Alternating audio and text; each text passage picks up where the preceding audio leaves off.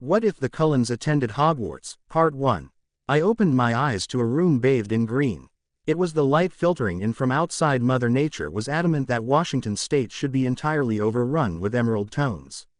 Clearly, my bedroom with its wooden floors, blue wallpaper and yellow lace curtains, was not in harmony with her carefully planned out color scheme. I groaned and swiped the wand from my bedside table, pointing it at the curtains and flicking in frustration. They closed instantly, and my hand dropped back down to hang limply by the side of my bed. "I don't know if I'll ever be able to get used to that," a soft velvety voice said from the corner. My eyes squeezed tighter shut and I willed myself to fall back to sleep. Sleeping was easier. There were nightmares, yes, but often, when they became too painful, my mind turned to lighter topics and random nonsense.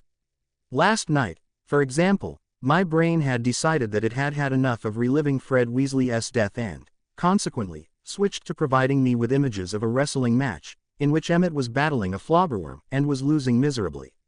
The waking hours were my problem. My conscious mind was evidently not as kind as my subconscious one, and it had been virtually impossible to escape wonderings of Victoria and the grief for lost friends.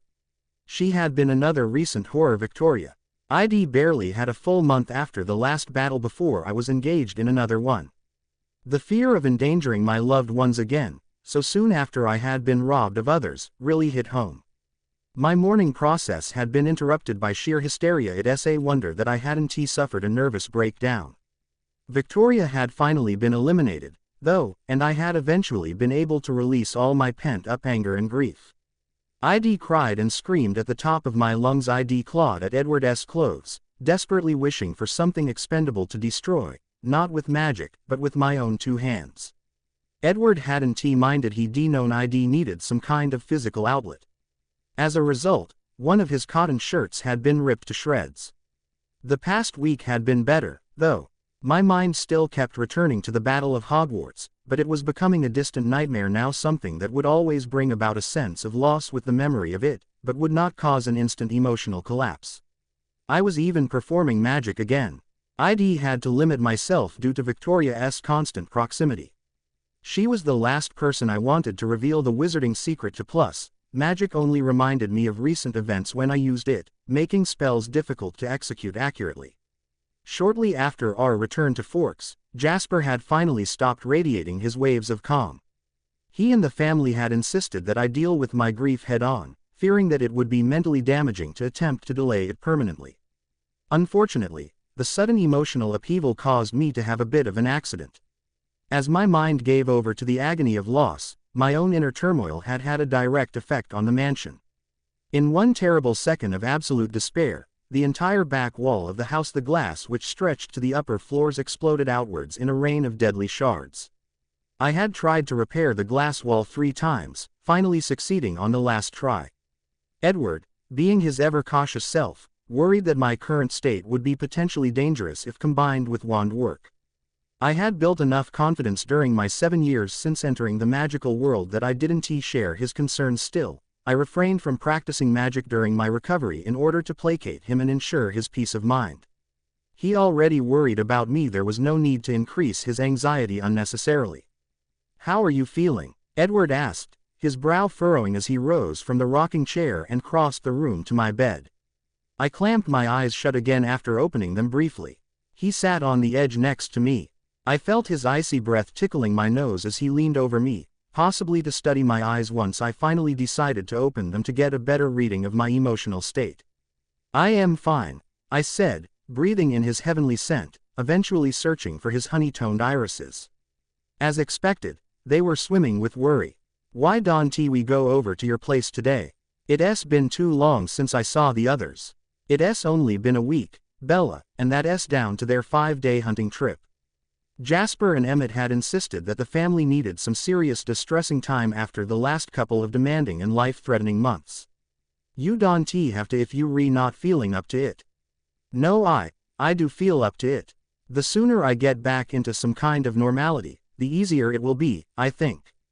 "All right," Edward answered reluctantly, "but you do realize that once you give them the impression that you're on the mend, they're going to start demanding answers about your world." "I'd expected as much.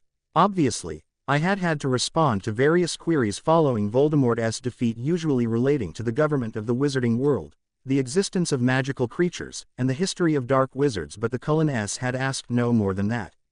They had been understanding enough to allow me space, and had reined in their undeniable curiosity. However, I wasn't so stupid that I thought I would be spared once I began showing signs of emotional improvement. I was absolutely positive, as was Edward, that walking through the Cullens' front door today with my wand in hand would signal my permission to commence the onslaught of questions and demands. They'd probably have me pulling bunnies out of hats within the first 5 minutes of my arrival. "It's all right," I replied. "I am going to have to get it over with at some point. It may as well be now." "Okay, I'll meet you downstairs. Charlie left for Billy's 2 hours ago, so if he gets back before us, we can just tell him that I picked you up. I really don't feel like using your decrepit truck today, Bella." I spluttered, and was about to retaliate with me own facetious comment, but my lightning-quick boyfriend escaped before I could even open my mouth. "Just you wait, Edward Cullen. When I am done with you, you'll be begging for my decrepit truck," I murmured. A chuckle carried from downstairs. He thought I was joking. He was in for a shock. I finally decided on plain jeans and an emerald button-down shirt. The material flowed smoothly over the contours of my chest, torso, and arms, but flared at the elbows and collected in pretty lace ruffles at the cuffs. This was about as extravagant as I got. I dressed quickly, my mind flicking briefly to Charlie as I did so. He had been practically blowing steam out of his ears upon our return from Hogwarts. In my haste to get to the school, I hadn't even thought to inform him that I wouldn't be coming home. I'd had too much to deal with already, so I'd confunded him into thinking that Alice's car had broken down on a deserted road during a trip back from Seattle, and due to the fact that her cell had died, we had been unable to get in touch. I had also realized that the whole of Fork S would know by the time I returned of my sudden disappearance, so any chance of just removing the memory completely was out of the question. In the end, I decided to make him think that he'd already given me a good shouting at. It worked, thankfully. Charlie didn't know of my magical life. I hadn't gotten around to telling him until I was 15. I had barely seen him during my youth anyway, so maintaining the secret hadn't been a problem. When I had finally mustered the courage to reveal my secret, he hadn't exactly taken it well. I knew that nothing I told him would alter the way he felt about me. I was his daughter, he loved me completely, but the discovery that mythical creatures and such weren't as mythical as he'd initially thought had definitely turned him a little green. Charlie was a very practical man. He had been happier when he hadn't known. As a result, I'd confunded him into believing that my little revelation had actually been a dream. I wouldn't usually condone such behavior, but it had been for his peace of mind, not mine. After I had finished changing, I walked to the window, pulled back the curtains, and pushed the frame up, before sticking my head out to inhale the morning air. Then I held out my arm and waited. In no less than 30 seconds, a handsome and graceful barn owl came gliding through the air towards me. It landed on my upraised arm. "I've missed you," I whispered. He nibbled my ear affectionately. "Do you want to meet them today?" My owl already knew all about the Cullens. I had kept him updated from the off, in order to ensure that he didn't make the mistake of flying in whilst Edward was over. We had been extremely careful in recent years. Talto had taken to living in the forest just beyond the house. He preferred it to a cage, and even if vampires hadn't been making frequent house calls, I am fairly sure Charlie would have noticed if I'd decided to keep him in the house. I'd spent time with him during Edward's hunting trips, or the periods in which Edward had to leave, for whatever reason. I handled him outside, usually in the woods, always showering and changing clothes immediately afterwards. Talto repeated his nibbling gesture to indicate his approval. I must admit I had assumed that he would take far more persuasion. I was well aware that animals avoided the vampires. Their sense of self-preservation prevented them from doing otherwise. When I had initially met Edward, my owl had been frantic, and had nipped me constantly in his attempts to bring me to my senses. After the Cullens had rescued me from James, however, he'd come around a little, though he still didn't trust them completely, regardless of how many times I informed him of their non-human diet. Then, after their contribution at Hogwarts and their efforts against Victoria, Talto seemed completely appeased. He'd been present at the slaughtering of the newborns, and had hovered above the trees surrounding the field, witnessing for himself the lengths the family would go to protect me. He was a clever enough creature that he understood the Cullens cared for me. He was also aware of their preference for larger animals, and I'd only had to reassure him once that an owl was far from their idea of an appetizer. He may even have tailed them on their trips once or twice, just to be sure. Great, I whispered enthusiastically. Meet us there. I threw him into the air and watched as he flew off towards the trees. Then, I ran to the corner of the room and lifted the loose floorboard, beneath which lay my hidden school books and various magical equipment, including my potions kit and my clean sweep. I transferred my entire store to my now empty trunk except, of course, for my broom, which I carried myself before pointing my wand and calling out, "Locomotor trunk." The trunk levitated into the air, moved out onto the landing, and floated off down the stairs, whilst I followed closely behind it. Edward was waiting in the living room. His eyes popped slightly upon seeing my floating trunk, but he composed himself quickly, rearranging his expression as if this were a normal occurrence. "What's that for?" Edward asked suspiciously. "What's in there? Is that a broom?" Suddenly he was directly in front of me, inspecting my clean sweep with rapt attention. I guessed his siblings weren't the only ones to have been suppressing their curiosity. "Yes, it is, and in answer to your other question, I figured that so long as I am subjected to the Inquisition, I may as well give them all the resources I can provide. I am sure that there'll be something in here to occupy each member of your family." I patted the trunk and flicked my eyes back up to Edward, whose face was scrunched in confusion. "Bella, who were you talking to up there? You smell off." "Oh, that was Talto," I informed him.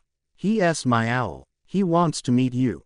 Edward's face went slack for a second, before his brow furrowed and incredulousness filled his eyes. "An owl wants to meet me? Did he actually tell you that?" I asked him if he was ready to meet you and your vampire family, and he gave me the response he always does when he's approving. "My owl isn't an idiot, Edward," I said testily. "I wasn't implying that he's an idiot, Bella," he answered, both concern and amusement audible in his tone. "I was merely suggesting that he is an owl. Are you telling me your pet understands English?" "Yes," I said, simply, enjoying the way that Edward's eyebrows shot up. "Now, would you be able to do me a favor?" "Sure. What?" "Take a hold of my trunk, please." Edward smiled and granted my request, supporting the heavy wooden chest under one arm. I kept one hand wrapped firmly around my broom, before I took his in my other. "Now, since my OAP vehicle is too slow for you, I figured we should take the direct route." "What's the direct route?" Before Edward could finish his question, I had spun on the spot and had pulled him into the body-stretching pressure.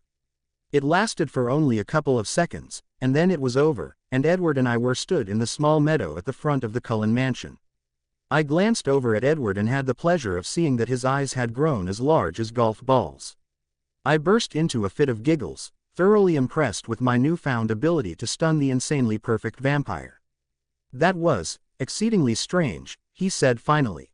I laughed again and nodded, never letting go of his hand as we approached the house. Alice was bouncing on the top step of the porch, wearing a massive grin that stretched from ear to ear.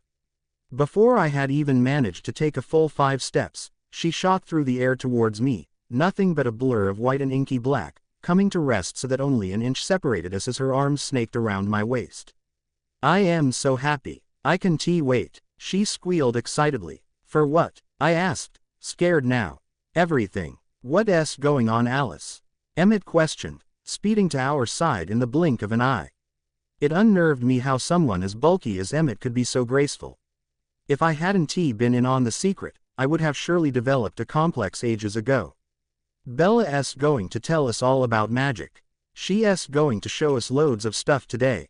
"Yes," Emmett exclaimed, punching the air with his fists. "Finally, I've been dying for something interesting. Everything seems so dull nowadays, following your little revelation. If you really are going to do this, Bella, we should move to the area behind the house," said Edward. "Absolutely," Alice squealed, streaking forwards again, her hands circling around my left forearm. Her expression was rather terrifying. She looked at me with wide sparkling eyes, below which was a huge manic smile, revealing 2 full rows of brilliant, venomous teeth. Alice, what are you doing? I asked. Waiting for you to apparate, of course. Awesome, Emmett shouted, bounding around the back of me and clutching my other arm. I glanced at Edward, my amusement becoming obvious once again as I failed to suppress a smirk. Are you in too, or would you prefer a slower means of travel? It felt slightly bizarre referring to Edward as slow. His chin lifted a fraction at my words. I am up for whatever you can throw at me, he proclaimed, rising to the challenge. Emmett snickered from behind. I twirled, instantly feeling the effects of the apparition as everything compressed in on itself. We appeared a few meters from the river. Emmett and Alice were both more excited after experiencing the process than Edward. He, evidently, would require more time to adjust to my version of express travel. That was freaky awesome, Bella, Emmett chuckled. The rest of the family joined us in the ensuing moments. What's going on? Rosalie questioned, going to stand alongside her brawny husband. Our little witch is going to give us a few lessons, explained Alice. Today is going to be fun for us all. Excellent, Carlyle responded enthusiastically. The Cullen family stared at me expectantly, but I suddenly seemed to have difficulty locating my tongue. What about this owl you're supposed to be introducing us to? Edward saw Ed, coming to my rescue. He scanned the surrounding trees, his inspection coming to a halt as he gazed at those beyond the river. Is that? I followed his line of sight, hoping that it would lead me to my beautiful barn owl. I saw nothing though my eyesight wasn't strong enough to catch what he was seeing. Whatever it was, it must have been hidden from me by the shadows of the suspended branches. Oh, Esme exclaimed joyfully, is that yours, Bella? She must have been referring to Talto. I certainly wouldn't have kept anything else belonging to me in a tree behind her house. I walked a few yards away from the vampires, before finally calling my pet. Talto. Instantly, something soared from the shadows and headed in my direction. It gained altitude as it crossed the river, before swooping downwards and fluttering onto my upraised arm. He nibbled my ear playfully, though he was a little rougher than usual, presumably due to nerves. Everyone, I'd like to introduce you to Talto. He's wonderful, Bella, Carlyle said. Did you choose the name? Yes, I confirmed. I played around with Tito Alba, his species, after I bought him on my first trip to Diagon Alley. He was just a baby then, but he's been with me ever since. He's beautiful, Esme cooed. So lovely. He is, isn't he? I smiled, loving stroking the side of his head with the back of my fingers. Then I addressed the owl. I didn't want to take him by surprise or frighten him in any way. His comfort was, understandably, my first priority. Do you mind if we get a little closer? They won't hurt us. The Cullens gazed on in awe at the exchange I shared with the winged creature, even more amazed by his apparent placidity. He understands you? Carlyle asked in astonishment. Yes, he understands everything. That's why we use them for mail. We can tell them who or where we want a particular item delivering to, and they take it. Incredible, he murmured. I moved closer to the vampires, first approaching the females. Talto was making a great effort to seem brave, holding his position on my arm and refusing to take flight, despite the closeness of the 7 surrounding predators. Esme, I said, smiling at her encouragingly, do you want to stroke him? She glanced briefly around at her family members. Will he let me? I don't want to frighten him. Talto, though hard-working and affectionate, also had a tendency to be extremely proud naturally, therefore, Esme's spoken worries provoked a reaction. He fluttered from my hand and closed the distance between Esme and himself, landing quickly on her shoulder as if she were no more dangerous than the branch of a young tree. She gasped loudly, before allowing a massive smile to spread across her face. Oh, Bella, I think he likes me. Esme reached up and gently caressed the snowy feathers of Talto's breast. The motion seemed to soothe the owl, and he swiftly relaxed into a less stiff pose. Can I stroke him too, Bella? Alice enthused. Ask him, I laughed. My best friend didn't find this instruction odd in the slightest. She turned to face Esme and the owl, and asked in the friendliest and most polite tone possible if Talto would kindly permit her to stroke him. He hooted softly in response, and Alice danced forwards, wearing a similar grin to that of her mother. Rosalie followed suit, cooing as the others did, whilst she stroked a now exceedingly happy Talto. You're a beauty, Guarantee you. She praised, earning another hoot of contentment.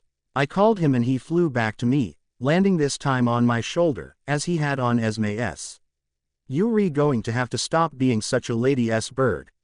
The others want to meet you, too, I teased.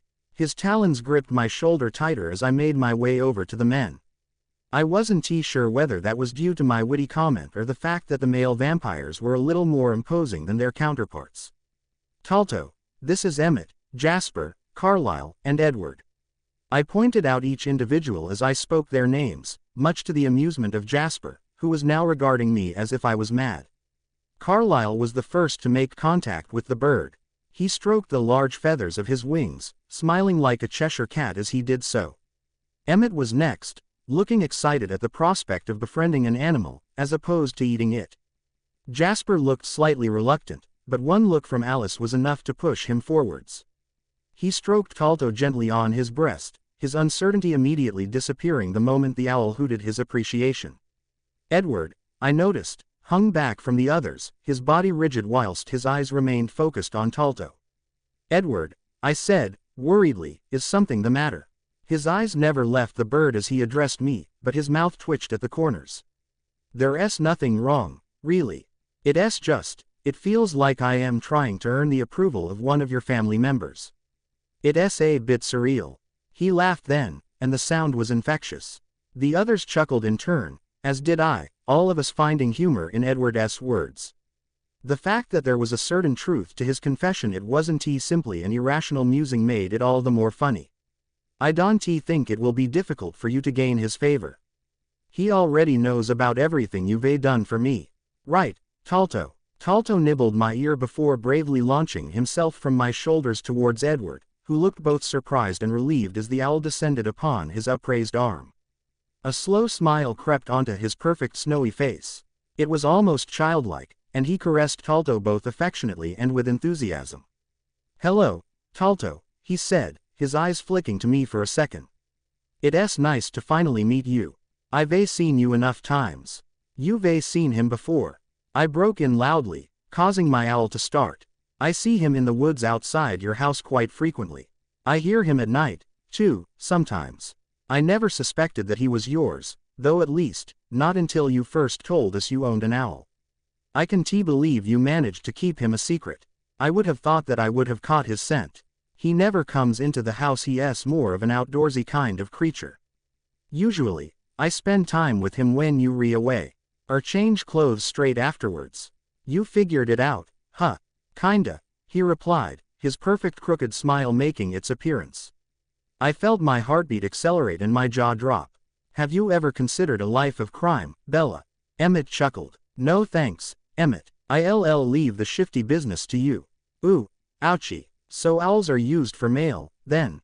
Edward interjected. Is the mailman not stylish enough for wizards and witches? Ha ha, I answered, my voice oozing sarcasm.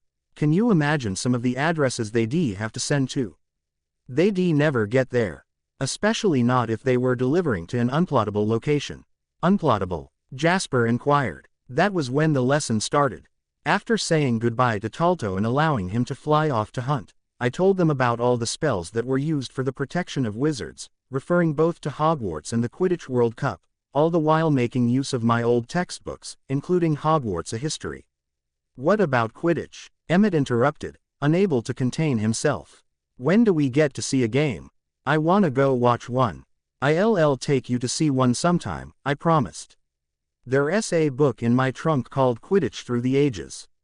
Feel free to take a look through it. Immediately, Emmett was sifting through the box, searching for the item. I didn't need to be a psychic to know that he was going to love the wizarding sport. Bella, Alice chirped happily, flipping shut my copy of the Standard Book of Spells Grade 4, will you show us some magic now, please? You've already seen me do magic, Alice. Yes, but we didn't have sufficient time at Hogwarts to ooh and ah. Now we'll be able to appreciate it properly. Well, alright. What would you like to see? I asked, enjoying the idea that I would finally get to impress others, rather than be dazzled myself. Something fun. What kind of fun? Any kind of fun, Bella. Alice said, a little frustrated now at having to wait. Use your imagination. I thought for a second, completely aware that I had the full attention of the 7 vampires. I smiled and drew my wand from my pocket. You know how I always get a little moody when you try and give me a makeover, Alice. A little, that's the understatement of the century. Well, it's because I could do the same thing in less than a minute, I announced, choosing to ignore her snide comment. I suppose it's the equivalent of you in gym class. It's not fun having to do things the normal way when you reuse to something else. Makeup itself isn't actually that offensive to me. Fair point, said Edward.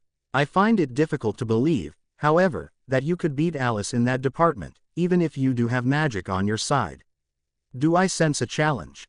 Alice giggled, her eyes fly to meet her brother's. Both possessed undeniable conspiratorial expressions. Absolutely, he answered her. I challenge you, Bella, to complete an entire Alice-worthy makeover on yourself in a minute or less. Name the terms, I demanded. You lose, and I buy you a new car. I gulped. And you are not allowed to complain, no matter what I choose for you. His expression turned cocky as he took in my nervous countenance. I straightened up. Fine, I answered, determined to have fun with it, but I win, and you have to drink 1 potion of my choice. His smug face dropped instantly. Potion. I thought magic didn't work on us. Potions are a little different, I laughed. Under the right circumstances, your body will still accept fluids. All you have to do is get the correct ratio of blood to other substances. It's like a marinade. The blood absorbs the magical properties of the additional ingredients. That's how you administer to vampires. Just whack in some grizzly, or mountain lion, or dragon. Edward went rigid for a fraction of a second, but he couldn't back out now. He had already committed. His brothers would never let him live it down otherwise. Okay, he agreed finally. You on. Your time begins, now. I got to work immediately, my heart picking up its pace as I remembered the consequence of losing. It was unacceptable. I twisted my hair into a tight coil and touched my wand to the tips, shooting a spell down the strands. The second I released my hair, it unwound into a thick mass of flowing spirals. Alice gasped. Accio Alice's makeup, I said, my wand raised in the air. I wasn't shocked in the slightest by the quantity of product that came whizzing through the back door. It was easily enough to stock an entire cosmetics counter. Typical. I wasted no time, casting my mind back to one of the grooming spells I had read about in Witch Weekly. Lavender Brown and Parvati Patil had been practicing it for the Yule Ball in the girls' dormitory. Having no clue how to apply makeup the normal way, I had asked to borrow their copy of the magazine. Decorous, I exclaimed, flicking my wand at 3 shades of shimmering eyeshadow, along with black eyeliner, mascara, blusher, and coral lipstick. The charm didn't even require the regular Muggle instruments. The product simply transferred itself through the air in a glimmering haze of dust, fixing to the appropriate facial area. I did the same with the varnish, selecting a shiny onyx and performing a drying spell as it fit to my nail beds. There was nothing left to do now but to observe the fruits of my labor. I conjured a mirror, leaving it suspended in mid-air whilst I gazed at my reflection. The results were better than anything I could have hoped for. My hair looked like a design out of a high-fashion magazine, a style falling somewhere between Beauty Queen and Lion Mane, and my eyes were dark and smoky, contrasting heavily with my pale shimmering lips. I turned to look at my audience, and was delighted by Edward's gobsmacked expression. His jaw had dropped so low that it was in danger of scraping the floor. I waited for him to speak, but he seemed incapable at present. Nice, Alice said appreciatively.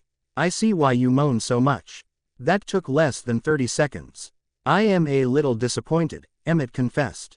Sure you were quick, Bella, but I was kind of hoping for something bigger. What were you expecting, rainbow hair? Rosalie asked, rolling her eyes. Well, yeah, I repeated Rosalie's gesture and pointed my wand at my own head, squeezing my eyes tightly shut. Then I concentrated on performing a series of complicated non-verbal spells. The first indicator that my efforts had paid off were the simultaneous gasps spilling from the mouths of the Cullens. I opened my eyes and peered back into the mirror. Sure enough, my makeover had exceeded even anything that Alice was capable of. My eyes were no longer chocolate. Instead, they were a brilliant turquoise green, whilst my hair had transformed from mahogany to a baby blonde. Edward's face, in a word, was priceless. I guess this was a little extreme, I laughed. Maybe I should have gone for something closer, like red. You can, do red, too, can you? Edward asked, a little inarticulately, which was definitely unusual for him. I giggled and nodded in response. Imagine the fun you could have, Edward, Emmett laughed. I don't know what Emmett was thinking, but I was fairly sure I didn't want to know when my vampire boyfriend aimed an irritated punch at his brother's head. Then he made his way over to me, running a strand of my buttery hair through his fingers shortly after reaching me. Nothing will ever top your natural color, Bella, neither hair nor eyes, he smiled, but you still look incredible. I have to admit that this is definitely something. Did I ever mention that I love magic?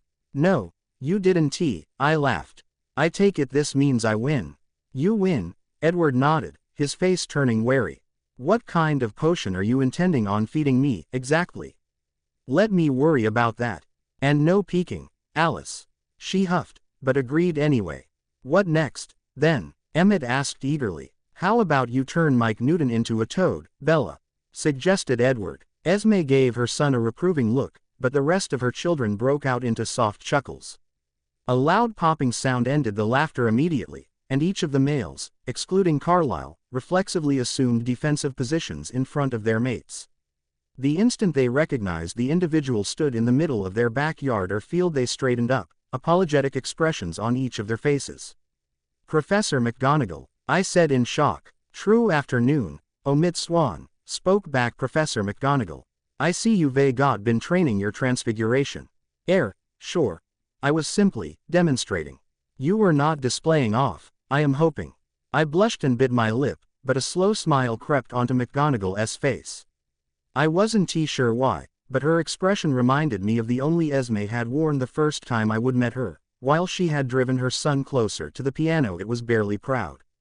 I am very sorry to intrude make-uply, she continued, now addressing anybody, but there may be a relay of importance which I wish to discuss with you. Is something wrong? No, Omid Swan, she broke in. It is sincerely the matter of your magical training. Final year, many 7th-year students were not able to finish their NEWTs, for apparent motives, and it was unanimously decided via the staff of Hogwarts that it is really unacceptable that our students have to be denied the possibility to fulfill their examinations after struggling intermakeups at no fault of their very own. What are you pronouncing, Professor? I asked, a not makeup forming inside the pit of my stomach. What I am announcing, leave out Swan, is that this 12 months Hogwarts could be makeup admittance to last term's 7th-year college students. Maximum of your pals have already universal their locations. Would you be interested by becoming a member of them? For the most infinitesimal second, my heart leapt at the idea of returning to Hogwarts. However, then I remembered Edward and the others, and realized that an additional year could require an insufferable separation. Sadness surged via me. There was absolute confidence of which I might choose. Makeup you must cross, Bella, Edward stated, intermakeuping my train of thought. His face held a sad smile. I knew he hated the idea, however he had manifestly located my feelings through his empathic brother. I suspected that the idea of conserving me returned become just as painful to him because the thought of losing me for 12 months. I did not want him to feel that way, however I refused to be without him. That is a completely beneficent offer, Professor, however I am afraid I am going to need to decline. Professor McGonagall's eyes flicked to Edward for the briefest second, and then again to me. Forgive me, Miss Swan, however I was under the impact you have been eager to gain your NEWTs. I trailed off, unwilling to present my reasons in the front of Edward. I think I understand, Bella, she stated, a kind smile lighting fixtures her capabilities. I had expected this. I knew. My expression changed into regretful. My sadness becoming too tough to mask. That's why I am going to ask the rest of your family, too. I felt my mouth drop open. I should have misheard. I appeared over to Edward. His eyes had been huge as he stared at the lady in front of him, undoubtedly looking through her thoughts. After the lack of our Muggle research teacher last 12 months, McGonagall went on, the placement has but to be filled. You would be surprised how few wizards and witches choose to enter that area. The ones that do not, commonly have limited expertise of Muggle life. Those that do possess sufficient cognizance, properly, after recent occasions, inclusive of the assaults on non-magical people and the Muggle-born registration, they really have their paintings cut out for them. Never, extra than now, have the petitioners for Muggle rights been so insistent. Therefore, Mrs. Cullen, I would really like to ask you if you would be inquisitive about the placement. Me, Esme requested, very well astounded. Sure, make makeup you enjoy, along with the reality that you have correctly controlled to integrate yourself into society, would qualify you for the function. You will not be required to depart your husband and youngsters. Edward, Alice, Jasper, Rosalie, and Emmett might be every day into training. She addressed the younger searching vampires now. I cannot promise which you would have the ability to take part in every hobby genuinely now, not Quidditch with the opposite college students. Due to the apparent risk regarding bodily energy, nor would you have the ability to take part in anything wand associated, as you have to be born with magical abilities to be able to access that type of electricity, but there is no purpose why you should not attend different classes. There are some in which you could fully be able to take part along with potions, herbology, historic runes, arithmancy, history of magic, astronomy, and divination, though I would not endorse the final. I don't make makeup they had needed anyway, I mused, because Alice can see the destiny already. She's a seer. McGonagall's eyebrows shot. Makeup really, this facts hadn't reached her. Surely, omit Cullen. Alice nodded. And do the relaxation of you've got presents. I do, and so does Jasper, stated Edward. Yes, I have heard approximately your skills, Mr. Cullen. A legilimens, if I am no longer flawed. Yes, he answered, and Jasper is an empath. Would they not be able to use wands, both? Emmett asked. They do have powers, in any case. Vampire magic is not the same as wizarding magic, she responded. The two are as extraordinary as dragons are to unicorns. It's like the wolves, I broke in. Before everything I notion they had been everyday animagi wizards which could become animals, I defined, noticing the furrow acting among Edward's golden eyes. But, then, when I went to that bonfire at the res, it got me questioning even make makeup they had been wizards, that wouldn't explain how they are able to all hear one another's mind once they shift. So their magic cannot be whatever like wizarding magic. It lets in them to do comparable matters, however all of it stems from the powers of the animal spirits they are joined with. Make makeup, without the spirits, they had be like normal muggles, does that make any sense? Make makeup so, Edward nodded. I am sorry, pass over Swan, but you lost me totally. Sorry, Professor, I answered. There's a tribe nearby. Some of the people can transform into wolves, but they re not wizards. I see. Nicely, tribal magic isn't unprecedented, though it's clearly now not commonplace. So there are others, Carlyle requested. Oh, yes, Professor McGonagall replied. There's one tribe inside the Arctic Circle somewhere in North Alaska whose humans can rework into polar bears. I hope the humans did not reflect on consideration on heading south to Denali at any factor. I doubted that the Cullens' extended family might have any objection to killing some of them if they stuck them in their animal form. Besides, continued the professor, what do you think? A minimum of a year at Hogwarts could give you makeup a smash from the repetition of your ordinary. Disbelief turned into the dominant emotion seen at the faces of the vampires. I am certain I used to be sporting a similar expression. Forgive me, Professor McGonagall, stated Carlyle, but I still do not understand why you invite my own family to your school. It is very generous of Path, but it appears a little plenty to be in reality a means of ensuring Bella's return and luxury. Rosalie threw her adoptive father a look that absolutely said, what the hell are you doing? Her situation become pointless, even though. I keep in mind what your son said to me after the war. She waved a hand to suggest Edward. I believe it must be tough having to hide your nature from the sector, continually compelled to live as outsiders. You wouldn't be that at Hogwarts. I make up you this because I experience, as do many others, that the Wizarding Network has an obligation, after the entirety that has passed off, to rethink the manner it treats different magical and non-magical beings. I understand that Professor Dumbledore could approve. He make up an area to Remus makeupen, understanding that he became a werewolf. Besides, I make up O's makeup, because the word goes, we owe you one. There is absolute confidence in my thoughts that our losses might have been some distance extra excessive without your involvement. What about the Board of Governors? I requested, harassed. They have something to say approximately all of this. The individuals had been re-elected last month, Miss Swan. The Slytherins are not exactly famous in the meantime.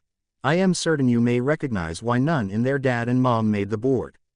I've a pretty proper concept, yeah. In all honesty, there was very little convincing for me to do. The governors had already heard of your family. Some of them had been at the conflict and noticed you considering themselves. Those who were not heard all of it from their youngsters. Apparently, the students were shouting your praises. All of us agreed, she stated, smiling on the Cullens, that now you recognize of the wizarding community, it'd be excellent in case you all receive a right induction. I cannot think about a better region for that than at an educational organization, and because you have been able to resist the decision of human blood whilst it was flowing in abundance throughout the conflict, none people see any reason why you shouldn't be relied on now. As Professor Flitwick stated before, it's miles about time we began judging by means of merit, in preference to species. So, she completed, her eyes constant firmly on the teenage vampires, will you be joining us this year? There was one tiny moment of absolute silence, before Alice, Emmett, and Rosalie had been screaming their popularity. Edward nonetheless looked astounded to the factor of speechlessness, but he nodded however and gave my hand a company squeeze. Jasper, on the other hand, looked worried. Mr. Hale, McGonagall requested as she awaited his answer. His brow creased and he shuffled his featuring as he stared on the witch. He appeared apprehensive. That became virtually abnormal for Jasper. It's just that, all through the conflict, we had something to concentrate on. It turned into less complicated to resist makeup. We would not have that this time, and that I don't want to be accountable for. Nonsense, Mr. Hale, Professor McGonagall makeuped. You've got established the strength of will once and, consequently, it isn't beyond you currently. It's as simple as that. Whether or not you were busy the first time round is, pretty frankly, beside the point. You have demonstrated to yourself and to others which you were successful, and so I count on not anything much less than perfect restraint. Is that clear, Mr. Hale? Yes, Ma'am, Jasper spoke back, straightening up to his fullest height. I highly regarded the dedication and spark of self-belief that ignited in his centered golden eyes. The sight absolutely bolstered my liking for the professor. She continually were my favorite teacher. I preferred how she dealt anybody the same portion of equity. And also you, Mrs. Cullen. Will you take delivery of the location? I would be honored, Esme proclaimed. I want a few form of qualification, though. Best your expertise of the Muggle International. Matters are not the same in wizarding faculties. If they had been, we never would have General Gilderoy Lockhart.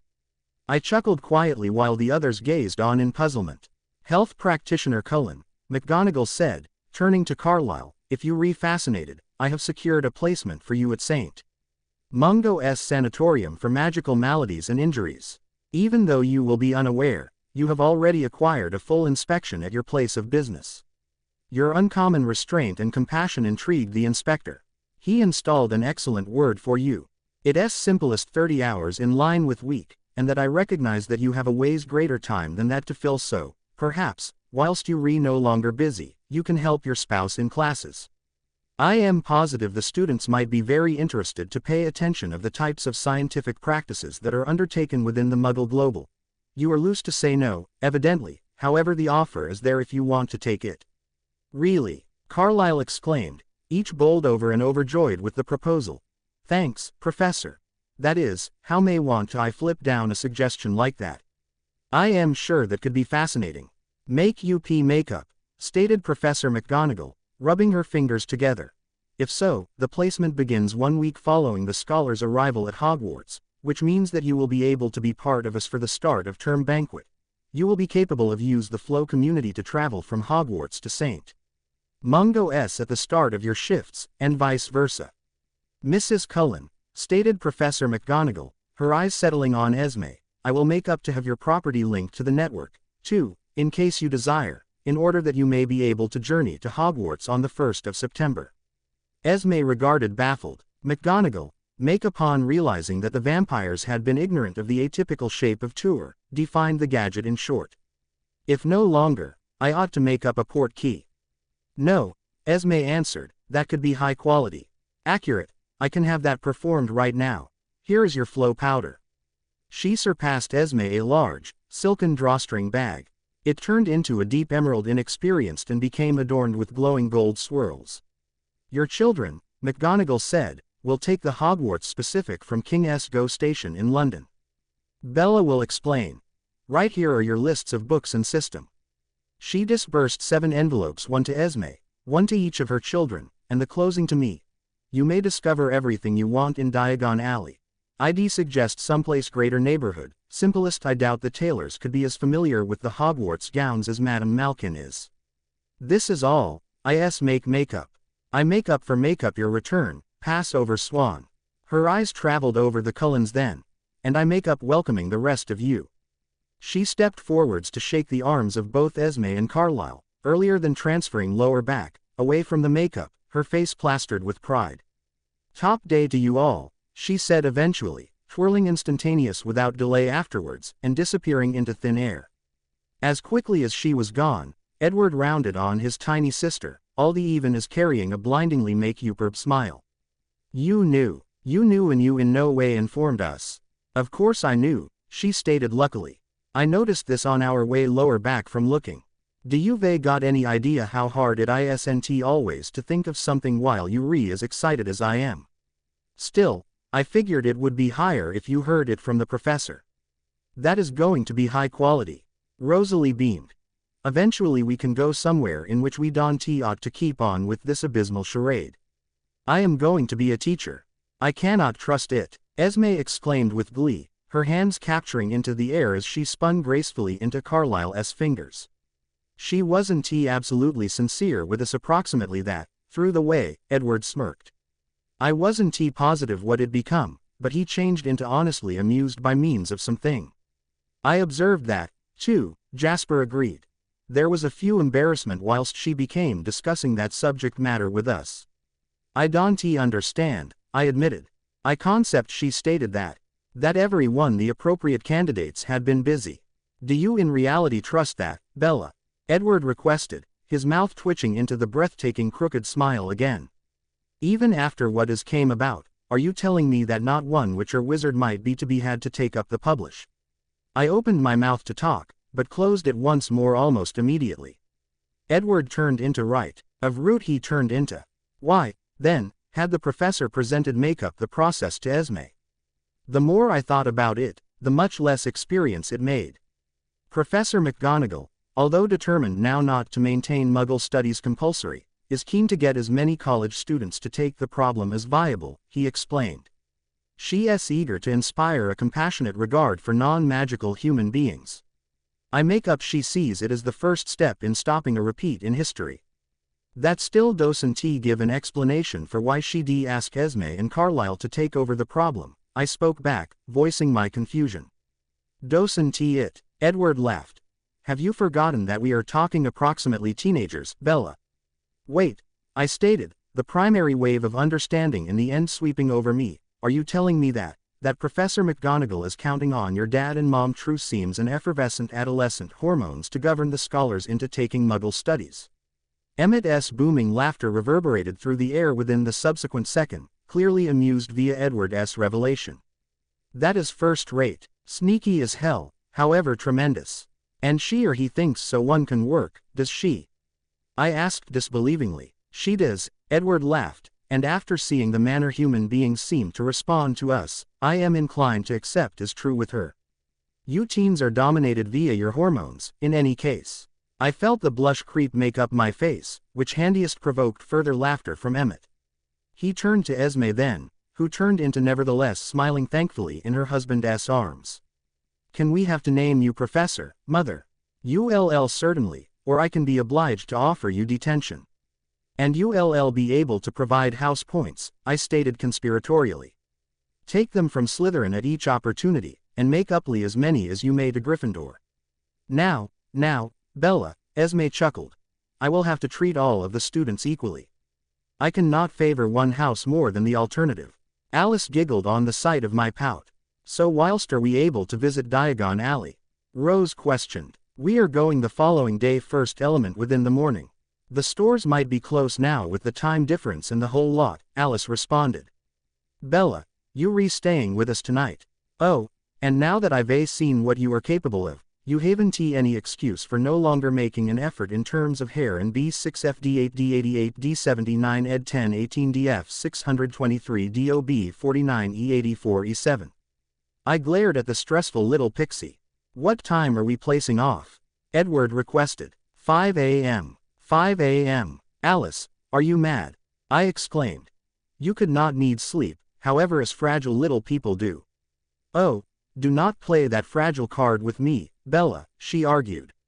I nevertheless haven't forgotten how badly you whooped that dying eater when you blocked us vampires, or do you now not remember that you set him alight and chopped off his hand? I can consider I neglected that, Emmett admitted, shaking his head even as wearing a look of excessive sadness. Perhaps we can reenact, Jasper mused, shooting into the house in a flash and exiting with a handful of knives. Jasper, Edward growled furiously. Loosen makeup, Edward, Alice stated. Here, appearance shall be higher than best. Something Alice noticed, it appeared to placate Edward, although he remained edgy. Think speedy, Bella, Jasper called. Fortuitously, Edward's little outburst had tipped me off, and that I already knew the route of movement I might take. The knives flew for me. With a flick and a swish, I was being pelted with a dozen purple roses to a loud round of applause from a crowd that did not suit our variety. It sounded as if I was surrounded through 50 as opposed to 7. I bowed, a great deal to the amusement of Edward and his own family.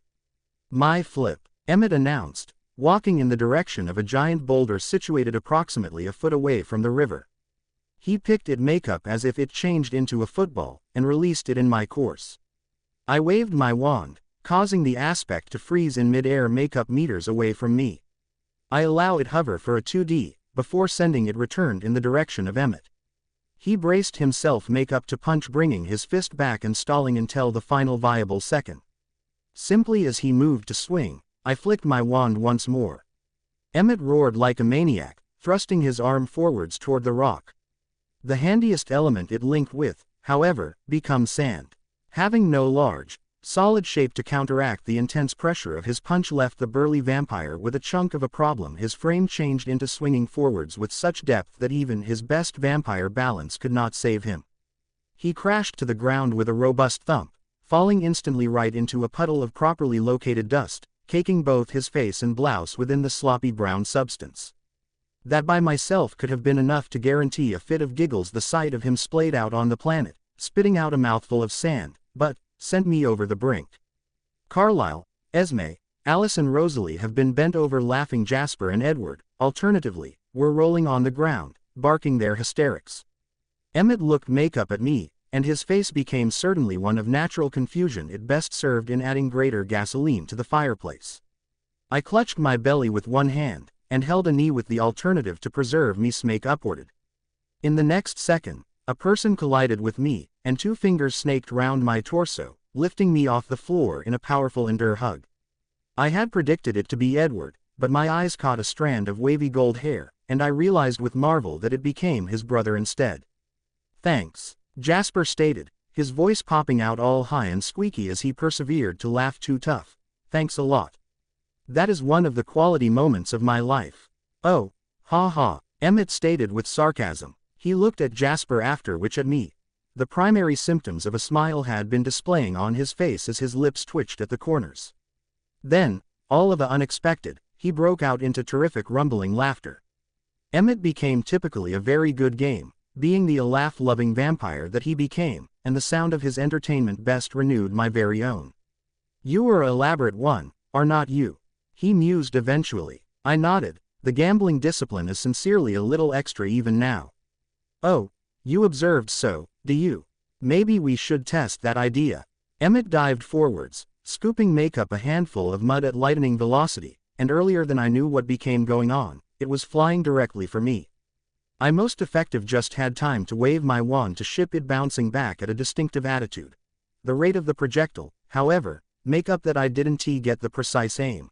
Instead of launching again at Emmett, the mud slapped directly into the facet of Edward's head. I giggled automatically, clapping a surrender my mouth the second one the sound changed into out. Edward grew to become to me, disbelief and shock playing at his capabilities. I am so sorry, Edward, I giggled once more, strolling to his aspect. Right here, let me get that for you. I pointed my wand at his face and yelled, Aguamenti. A huge burst of water surged towards his dirt-covered pores and skin, soaking his outfit because the liquid fell.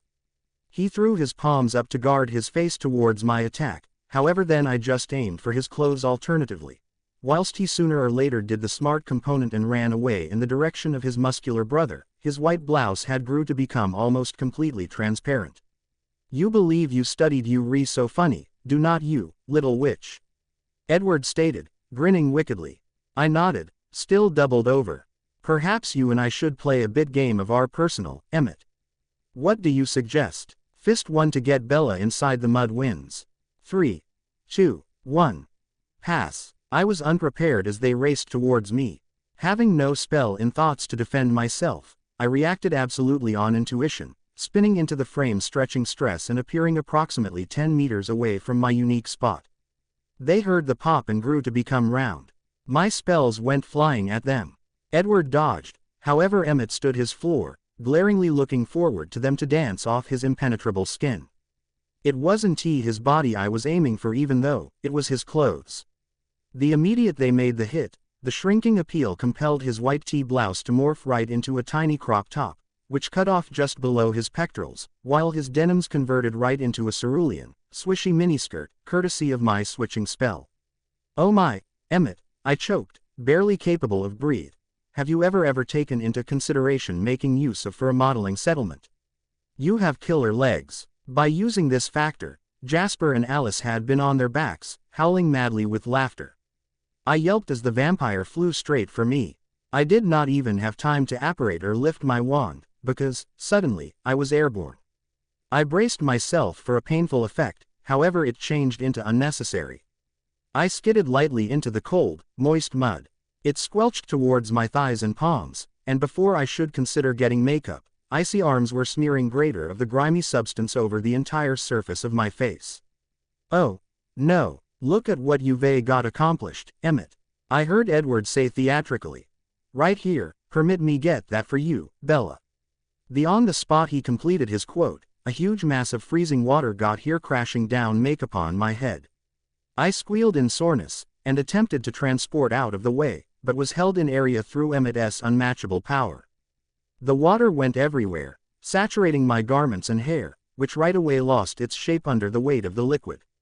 Emmett released me, at final, happy with the payback he and Edward had together issued. I stood and wiped the water from my eyes. Once I opened them, I noticed that my fingers were stained with an inky black substance, and it changed into simplest then that I remembered my B6FD8 D88 D79 Ed 1018 DF 623 DOB 49 E84 E7. Tergio, I said, pointing my wand at my face and siphoning it smooth. The boys were nevertheless giggling, and that I noticed Emmett give makeup Edward a excessive 5. I smiled. It felt accurate playing this manner with the Cullens, eventually in a position to take part instead of sitting at the sidelines all the time, although that did mean I stopped makeup soaked to the bone and freezing my butt off. Edward, too, appeared some distance much less makeup tight. I never might have concept that his gentlemanly morals might have allowed him to behave in this kind of manner. I meant it made him happy to go with my playfulness, so long as he knew that doing so would not endanger me. I appreciated seeing this aspect of him. It changed into greater enjoyable than his pessimism. I ran up to him and he held out his palms for me, hugging me tightly as I crashed into his body. He flashed me a brilliant smile when I appeared makeup, still dripping moist, as I was. My heart skipped a beat. That became fun, I said absently, not able to tear my eyes from his mouth. I concept so, too, he agreed. Then he burst out giggling and regarded away to his proper. I observed his line of sight, handiest to witness Emmett putting a very feminine pose in the front of the giant reflect I had conjured in advance. Sincerely, Emmett, Edward Said, certainly answering some unspoken notion. What? I requested interestingly, he wondering whether or now not cerulean is his color. We all laughed. I make makeup this skirt suggests off my legs rather well, Emmett joked, twirling gracefully. I giggled once more, but I could not save it from turning into a shiver, one which vibrated from the base of my neck to the lowest of my backbone. Permit us get you inside, Bella, Edward stated, his concern for me overtaking the whole lot else. Then you could have a shower and get warm. But I wanted to fly, I protested, searching at my clean sweep lovingly. It have been far too long due to the fact that I had closing used it. You will have as much time to fly as you want after tomorrow, Bella, said Alice. Cross inside and get easy. I'll call Charlie to tell him that you re-dozing over. I reluctantly agreed and allowed Edward to brush me makeup and carry me make upstairs. He left me in Alice's very spacious lavatory, after placing a couple of pajamas in the nook. As I stepped into the move of warm water, allowing it to rinse away the dust caking my hair, and unknot the muscular tissues of my back, I concept approximately the next day and what it might carry. I felt exhilaration flood through me as I imagined the happy faces my family could put on as I led them on a tour of the Wizarding Street. One element changed into certain idea, while toweling myself dry 5M makeuply could not come fast enough. Come on, sound asleep splendor, a voice known as, echoing from some far-off region, time to make UP makeup. I groaned and pulled the quilt over my head, earning a deep throaty giggle. All of a surprising, the sheets have been stripped away, leaving me exposed to a hurry of air, which felt bloodless in evaluation to the cocoon of heat I had to begin with been encased in. I scrunched my body right into a tight ball, seeking to preserve the comfy heat. Bella, go away, I mumbled, my phrases muffled by means of the pillow I was currently urgent my face into. Edward laughed quietly once more, leaning over the mattress and stroking my hair lightly as he persevered. Alice is threatening to come back and drag you off the bed. She's a little bouncy this morning. She's usually bouncy, I said. That is distinctive, scarier. I huffed grumpily, it could not have waited any other half hour. I was having a certainly proper dream. What became your dream approximately? Edward wondered, unable to quell his insatiable interest. He straightened makeup and took a step returned as I made to make UP makeup.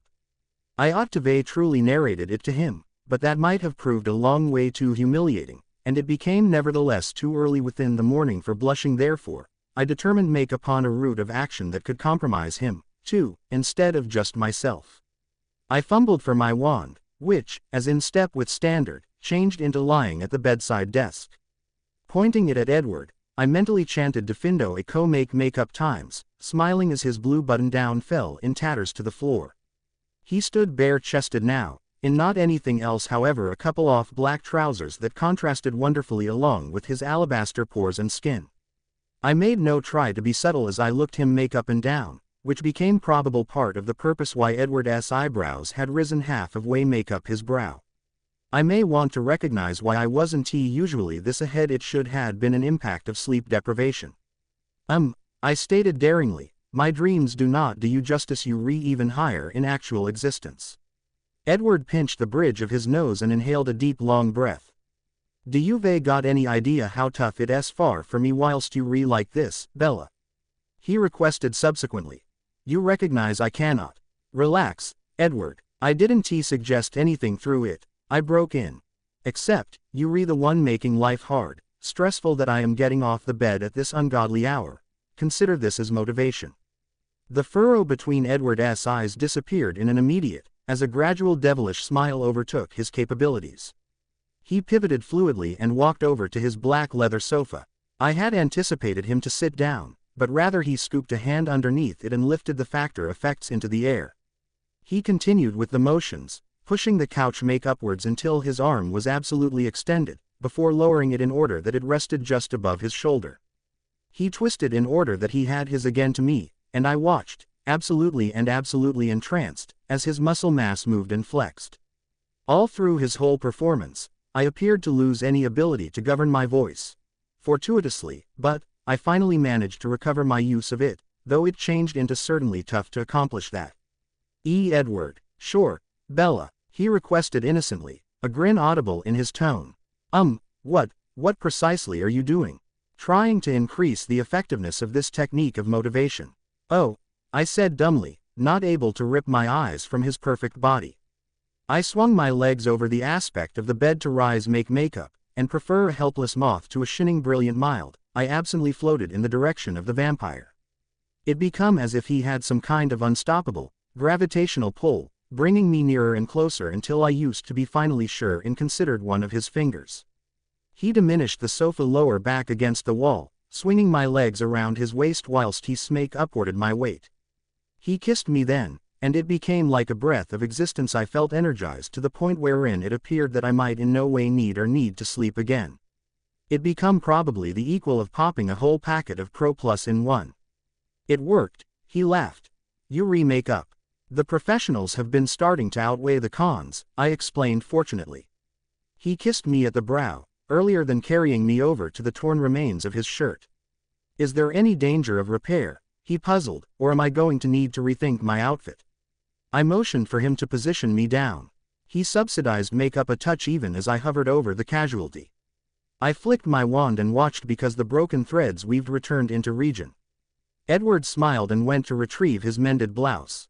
I was quicker, although my summoning attraction changed into non-verbal, catching Edward off shield.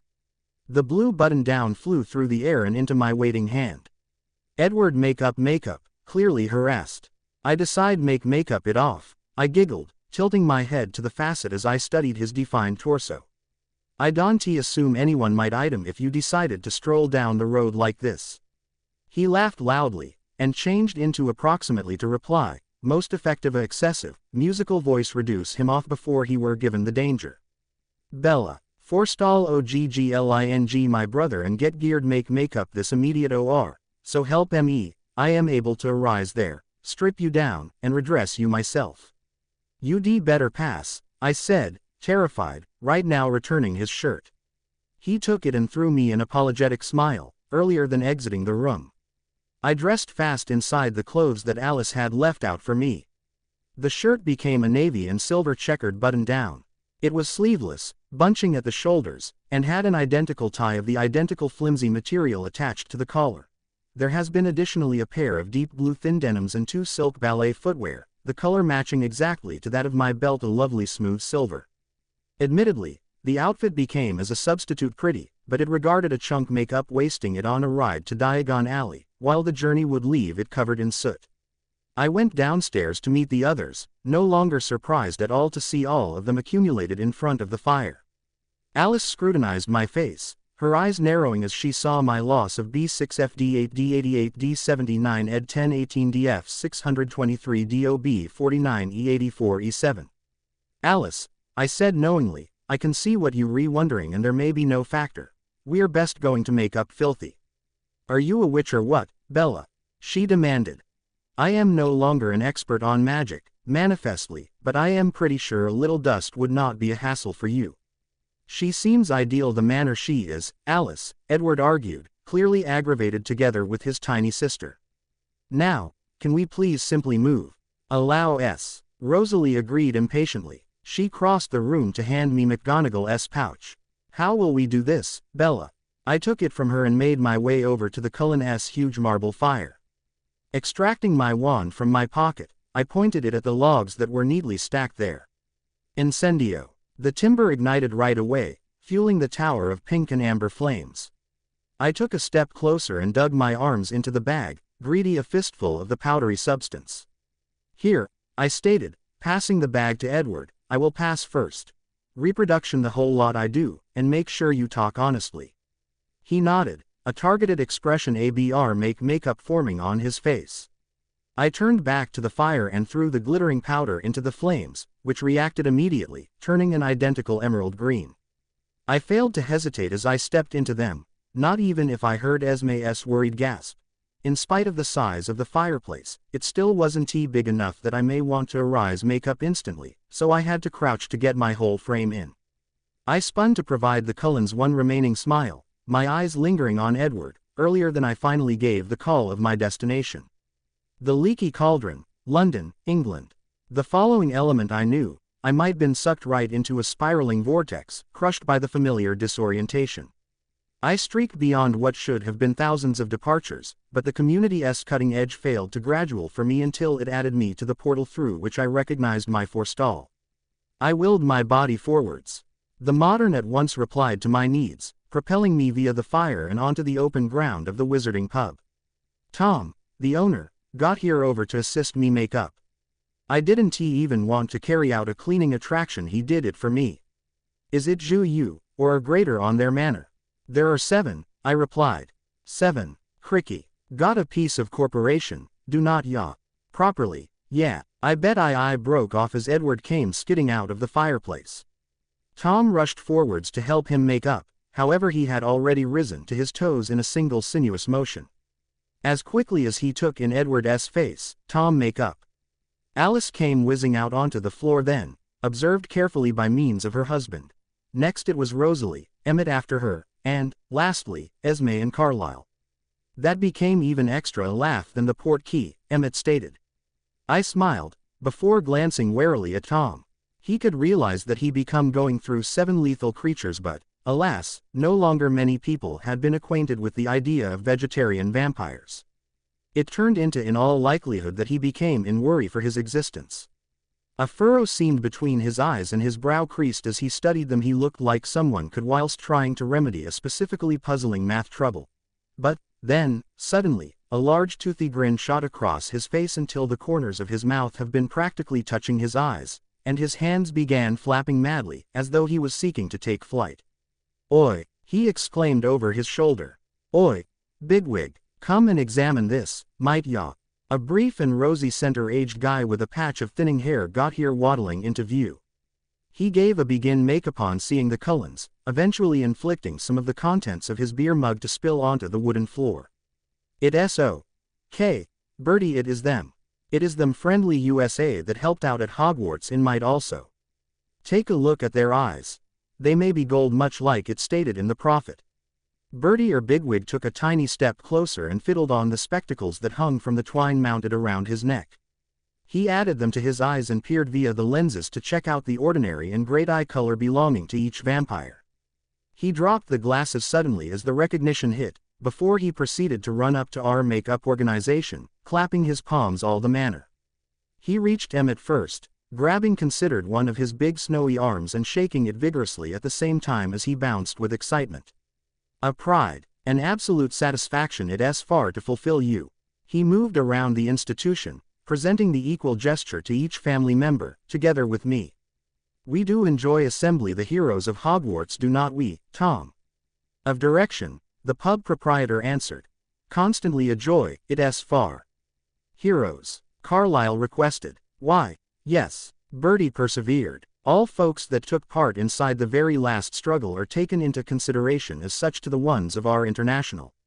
Without the collective efforts of the heroes of Hogwarts, the finishing could have been very darkish indeed.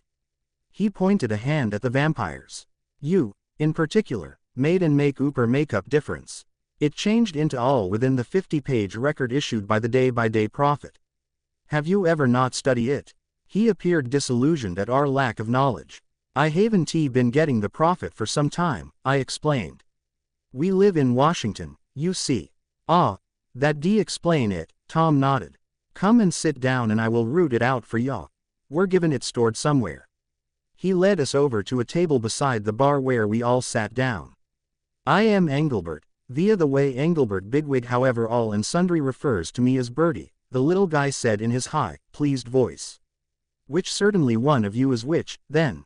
The prophet gave your names, but there was no person description. We every delivered ourselves then, even as Bertie listened with rapt attention. After Edward had taken his turn, Bertie pointed a finger at me and smiled extensively. And you ought to be Edward's fiancé. I blushed and nodded, while Edward grinned like the cat that had captured the canary. Sure, yes, it become all inside the prophet. How incredible. The lady and the vampire, it truly is the stuff of fairy tales, this is. You may be inspiring songs very quickly. We all laughed, which include Tom, who got here over with a tray in hand, carefully accompanied by using a line of strangers. Bertie delivered our birthday party to the novices at the same time as Tom laid 1 mug of butterbeer in front of me, and 7 small glasses of some purple substance before the vampires. What is that? Carlyle requested, absolutely intrigued. I've in no way come across a heady scent, love it. It smells scrumptious, Jasper cited, savoring the bouquet of the liquid. Delicious, but clean makeup too. Nothing like human blood. That, my friend, said Tom, reducing his voice, is because this proper here is dragon's blood. No manner, Emmett exclaimed, earlier than giving the liquid another accurate sniff. I youngster you not, Tom endured. They were given 4 complete bottles resting in the cellar. Offered approximately 5 years ago. Never had any use for even though. I am just a simple pub proprietor now, not one for blending potions me. Sooner or later have a motive to open one now though, have not I? Properly, thank you very a lot, Carlyle said gratefully. How much for these? No, I didn't mean that, Doc. These are on the house. Oh, however, nonsense, Tom insisted, reducing off Esme. I will not have it. Name it a thank you gesture. In case you ever fancy any other, I'll not protest, however, for now, I am paying. The Cullens smiled and took their glasses, every searching glad with the kindness they were being proven, as well as elated on the idea of being capable of take a seat in a bar and enjoy a drink like normal humans, form of. You need to move clean on that, Bertie stated, earlier than any of the vampires had the danger to take a sip. Dragon's blood is infused with magic. Everyday alcohol won't affect you want it does the rest of us, but a few glasses of with a view to have you making a song Odo into a hairbrush till the sun comes make up. The hangover make makeup to be worse than having your head trampled via giants.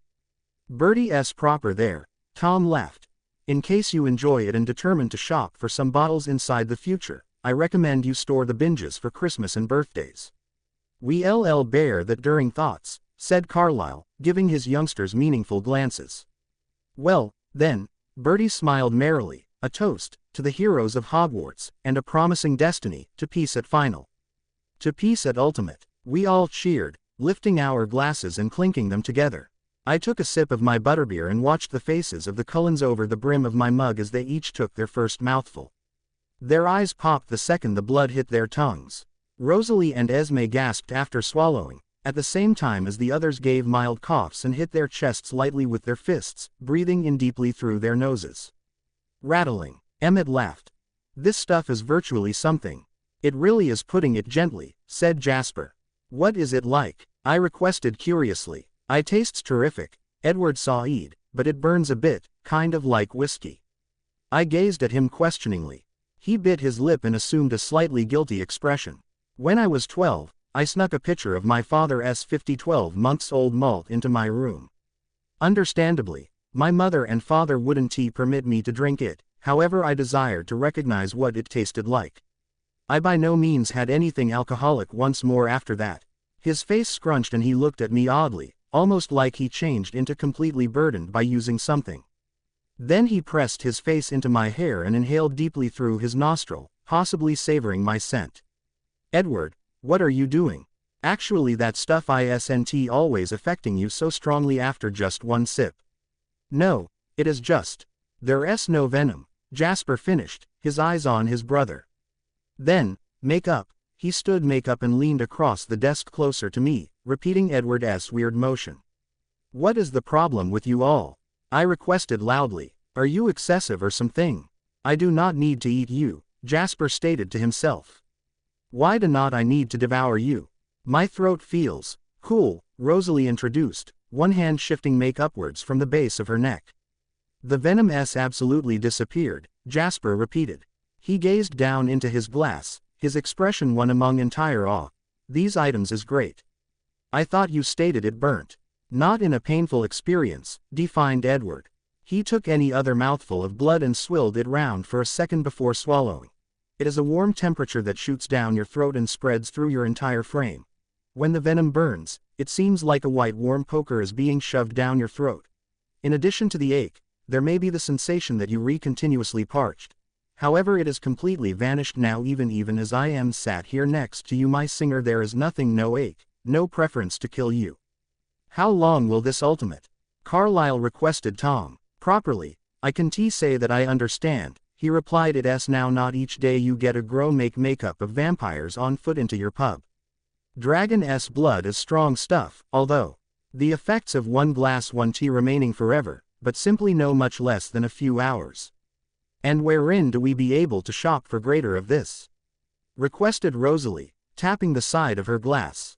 The apothecary shares it, I told her. It's luxurious, although I make uppos makeup it is about 15 galleons according to liter. How tons is that to the dollar? The change fee changes, however the final time I checked it became approximately $10 to the galleon, so approximately $150 consistent with liter. Ha, Emmett boomed, before taking some other swig. Seems like I am buying out the apothecary. I laughed with the others and endured to sip my drink. Tom came over with the paper just as we were completing. I wanted to examine it, however we needed to be on our way. It was already 1:02 within the Greenwich Meridian time region. Germino, I said, pointing my wand at the paper. Not anything took place. I checked out my wand in confusion.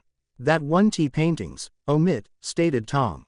Copyrighted, ain't it? Oh proper, of root, I muttered disappointedly. Nothing to fear about, he continued. Right here, take it. You may go back it whilst you refinished. Ju pop on down the chimney. Oh, well, thank you. I will be sure to do this. All of us stated our goodbyes then. Bertie Bigwig shook palms with the men and kissed every of the women at the cheek. Tom attempted to object while Carlyle's make up him a generous tip, explaining that it wasn't precisely normal in England. Carlyle insisted although, and stuffed a wad of payments into the person's hand, who studied the strips of paper curiously, glaringly ignorant of their really worth.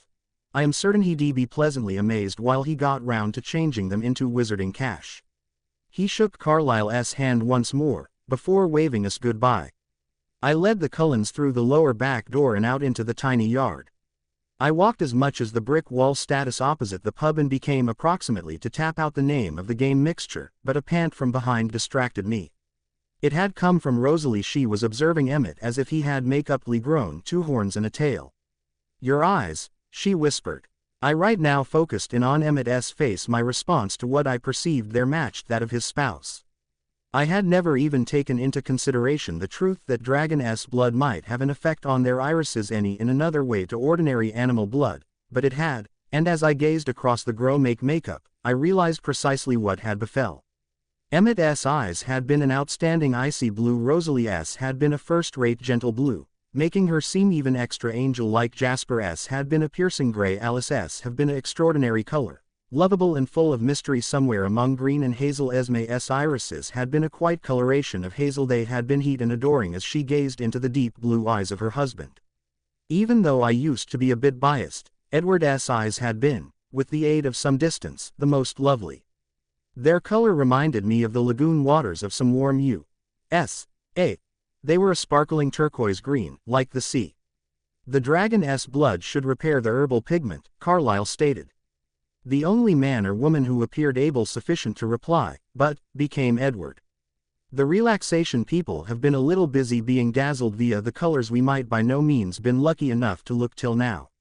Rosalie became the exception. She had determined Emmett's natural eye color, as Carlyle had Esme's. However, the blue of his irises, along with his darkish curly hair, were the primary attraction inside the first region. He reminded her of the toddler she could in no way be capable of own. It clearly is strong, Edward nodded, before shifting his stare to me and smiling. Breathing suddenly became very difficult. I must have gave the look of a complete fool. My mouth stored losing as I tried to speak, however nothing coherent came to mind. If I might tried to speak my marvel, it would probably have gave the impression of I was trying to translate it into every other language. What became wrong with me? Normal, sane humans did not get this flustered over eyes. Most people didn't have a vampire boyfriend, though therefore, I wasn't guilty, Edward become. I felt my mouth elevate right into a big smile. I ought to have recognized, I guess, I controlled, in the end. Must have acknowledged what? That even earlier than the venom, they had nonetheless have dazzled me. I felt my rising blush as I remembered the others, and quick became back to the brick wall, tapping the suitable quantity of times with my wand. The bricks started to shake madly, earlier than the wall unexpectedly divided into two to expose the lengthy cobbled and colorful road that was Diagon Alley. Years in the past, I had believed that nothing would be capable of pinnacle my first ever trip right here. Years ago, of root, I hadn't anticipated that I might later have Edward to proportion it with. I laced my palms through his and pulled him into the marvel. Alice giggled behind me as we walked into the alley, whilst the rest of the Cullens gazed on in wonder at the surrounding scene. Everything seemed fascinating to them, from the clothes to the signs above the shop windows. It had been that way for me, too, on my first visit. "Where to first?" Emmett asked. "Gringotts," said Alice. "We need to get our money changed." She took the lead, towing Jasper to the front in her excitement. Even without her foresight, she would hardly have had difficulty locating the Wizarding Bank. It wasn't exactly inconspicuous. The witches and wizards gawked at us, or, more specifically, at the vampires as we made our way through the crowd. Even I, with my average human hearing, could pick up the mutterings of the people we passed. Although some didn't immediately recognize the Cullens, many did, regardless of their temporary eye color. Eventually, we reached the tall bronze doors of the bank, beside which stood 2 goblins, one on either side. "Remember," I whispered, before any of the vampires could enter, "goblins are both extremely easy to offend and very unfriendly. Do not make any gaffes about their appearance. Don't try to be funny in any way. In fact, it would probably be better not to be overfriendly either. They don't really trust anyone outside their own race, so anything beyond a business-like attitude would probably just make them suspicious." "Okay." The Cullens nodded and waited for me to lead them up the marble steps. The goblins eyed the Cullens as we passed. There could be no doubt that they were aware that they were admitting vampires into Gringotts, and it seemed to make them sourer than usual. I am sure they'd have a change of heart if the Cullens ever decided to open an account. One thing was certain: the vault belonging to them would definitely be buried far deeper in the earth than mine. Next came the silver door, above which the Gringotts warning stood in great letters for all to see. I smiled as I remembered that the threat of retribution had not deterred Harry, Ron or Hermione. I was curious as to what treatment they had been dealt by the treasure keepers following their little heist. I would have to be sure to ask. Upon entering the marble hall, I pointed to the long counter at the far end, before heading off towards it, the family moving closely behind me. We approached one of the free goblins. He was examining a large stack of galleons, and recording something in a momentous, leather-bound book. He seemed to be younger than most, his face possessing less wrinkles than his colleagues. He examined us over the rim of his rectangular spectacles as we arrived before him, and the distaste and fear defining his expression were unmistakable. "I would like to visit my vault, please," I said, digging the small golden key from the depths of my purse. He studied it for a moment and then slid it back across the counter. "Also, Dr. Cullen would like to convert US dollars. "Very well," the goblin said, regarding the vampires warily. "May I take your bills please, sir?" I averted my eyes as Carlyle extracted the money from his briefcase, instead choosing to concentrate on the goblin's face whilst he counted the amount. His eyebrows rose a fraction once he had finished. "And this is just for conversion, sir. Do you have an account here with us at Gringotts?" "Not yet," answered Carlyle. "Would you be interested in opening one?" Yes, the size of the Cullens' pockets would undoubtedly interest the goblins. "In the future, perhaps. Today we are merely here for school supplies." The goblin's face turned disbelieving. Obviously, the amount that Carlyle was converting didn't match what he claimed we were here to purchase. Nevertheless, he nodded and pulled open a drawer to his left, and took out a brown leather bag bearing the Gringotts emblem. Next, he waved a hand at a pair of goblins a little way away. They came walking over immediately. "I require a size 15 set of scales, please." The goblin's eyes shot to the Cullens for the briefest possible moment, before they scuttled away through a set of doors. They returned in a minute, both pulling a massive trolley, upon which lay a gigantic set of gold scales. They waited whilst the other goblin worked. First, he loaded a ridiculous amount of gold bars and a few silver ones onto one side. Next he began to tip out a mound of galleons onto the other. I kept expecting the pile to stop growing for the weights to level out, but even when the stack was a foot high, the two sides were still unbalanced. "What exactly are you planning on buying today, Alice?" I whispered incredulously. "A unicorn herd. Don't be silly, Bella. We just want to prepare ourselves, that's all," she told me, rolling her eyes in an Edward-like fashion. "How annoying would it be if one of us saw something we wanted and we hadn't brought enough cash to buy it? Personally, I don't feel like traipsing across London to the Bank of England. But you'll run halfway across Washington for a snack." Yes, now it was my turn to roll my eyes. At last, the scales reached a balance, and I breathed a sigh of relief. Carlyle requested that the money be split into 8 bags. The goblin complied, and instead of transferring it to the original sack he had prepared, he divided it equally. Carlyle took the bags and handed one to each of the vampires, and then one to me. I immediately objected and tried to push his offering back into his hands, but he refused, crossing his arms tightly. Carlyle, I have my own vault to go to. I have everything I need there. Bella, what's the point of damaging your own savings when we have more than enough to go around? Alice said in frustration. I have enough money to take care of myself, though.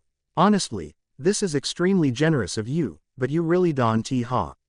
We know we don't have to, Carlyle interrupted with a kind smile on his face, but we want to. You family, Bella, practically a daughter to Esme and I.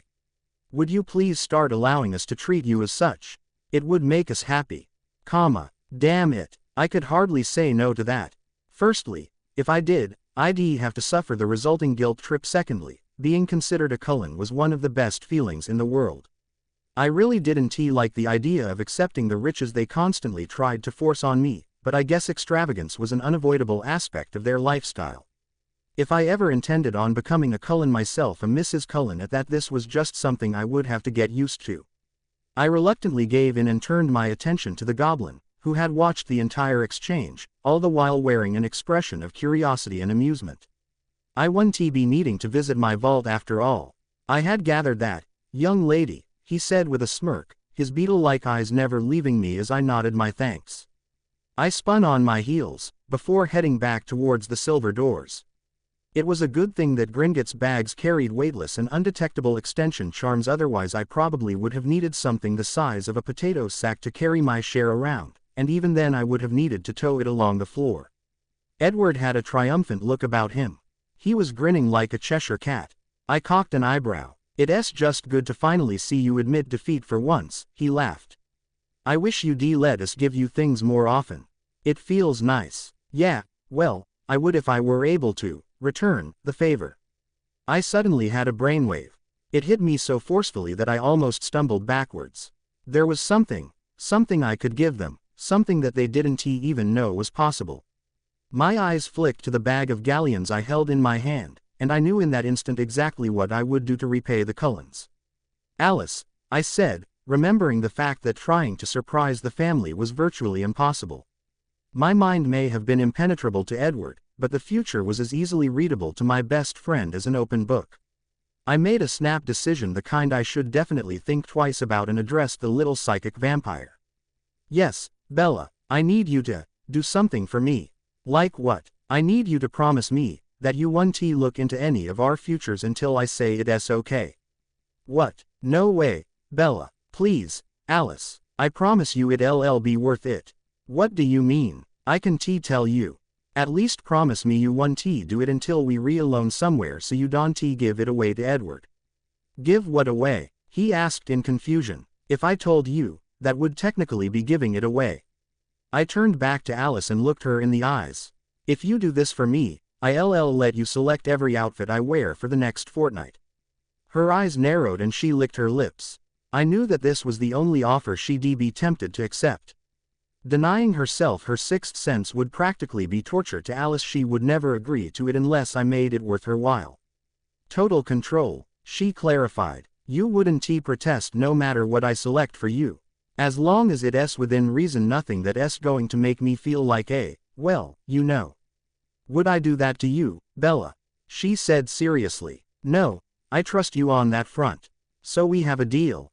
I have complete control of your appearance, including hair and makeup, providing that I don't look into any of our futures until you say, unless it happens to be a dire emergency.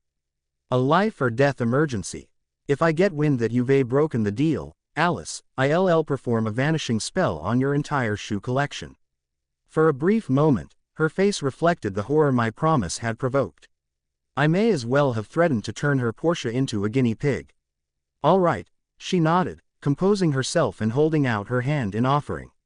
I took a deep breath, wondering as I did so whether or not I had actually lost my mind, before I sealed the deal. We shook with the others as our witnesses, both of us as determined as the other to honor our side of the bargain. I knew Alice wouldn't let me down. She could be pesky at times, but she valued friendship as much as I did. Wow, Bella, she chuckled, releasing my hand. Whatever you have planned must really be something if you are willing to let go of your terrible abstinence from fashion. I stuck my tongue out at her and resumed my walk towards the Gringotts exit. So, where are we going first? Emmett asked again. How about the bookstore? I said, you lot need to buy your textbooks. The others agreed and we began walking towards Flourish and Blots. I stopped to buy a copy of the Daily Prophet from the paper man on the way, rummaging through my purse for the adequate amount of nuts. The drawstring bag I stored my change in must have fallen to the bottom because not once did my hand brush along anything velvety. I felt the blush creeping onto my face as the man stood waiting for payment. Edward came to the rescue and flipped him a galleon. Keep the change, he smiled, linking my arm with his again as we began walking away. I glanced over my shoulder at the man. He was grinning like all his birthdays had come at once as he pulled off his cap and waved it at us. I smiled back at him before unfolding the paper. My eyes popped the second I read the headline, which read APERM.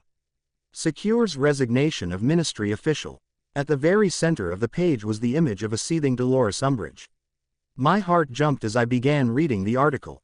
After a 2-month battle against the high-ranking and particularly nasty ministry worker, Dolores Umbridge, the Association for the Promotion of Equal Rights for Muggle-borns has finally succeeded in forcing the witch's resignation. Following her involvement in the Muggle-born Registration Commission, Umbridge, the senior undersecretary to the minister, became a source of hatred for those committed to the movement against you-know-who. Although the chosen one, Mr. Harry Potter, was able to rid the world of the greater horror, the lesser evil remained unslain. Yesterday, however, following the formal hearing of Dolores Umbridge, Kingsley Shacklebolt, the recently elected and now permanent Minister for Magic, announced her dismissal from the ministry. In an exclusive interview, Lorcan Hagglebot, the founder of APERM, expressed his relief. We have been working towards this since you-know-who's defeat. Dolores Umbridge is an abomination and a smear upon the ministry's name. Its reputation has already been tarnished in recent years.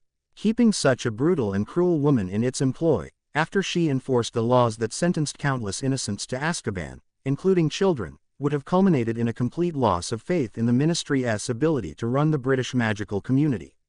Securing Umbridge's exit from power was far more difficult than it should have been. Unfortunately, when she imprisoned the Muggle-borns, she was acting under ministry law. Originally, our aim was to ensure some form of sentence to give her a taste of her own medicine that, of course, due to circumstances, became an impossibility. Shacklebolt's full appointment was nothing short of a godsend. He amassed a heap of evidence against the witch, including documentation and statements regarding her reign and disciplinary methods at Hogwarts. Although he could not legally send her to Azkaban, it was within his authority to find her unsuitable for her position of power. When it came down to a choice between a desk job or her resignation from the ministry, Umbridge's pride forced her to take the latter. Mr. Hagglebot went on to state that he is extremely confident that the new minister will bring about the reform the system so desperately needs. He and other members of APERM, meanwhile, will continue in their attempts to secure compensation for the families that suffered under the tyrannical, continued PG2. I let the paper drop to my side as we turned into Flourish and Blots. My grin felt so large and fixed that my skin was surely in danger of cracking. You look happy, Edward stated. I am. I handed him the Prophet. If he was surprised at all by the moving pictures, he gave no hint of it. Within 15 seconds, he had read the front page and was turning to the second. He gave a single humorless chuckle, before flipping the paper shut. So, that's the woman that would have put you away. I'd love to meet her. No, you wouldn't.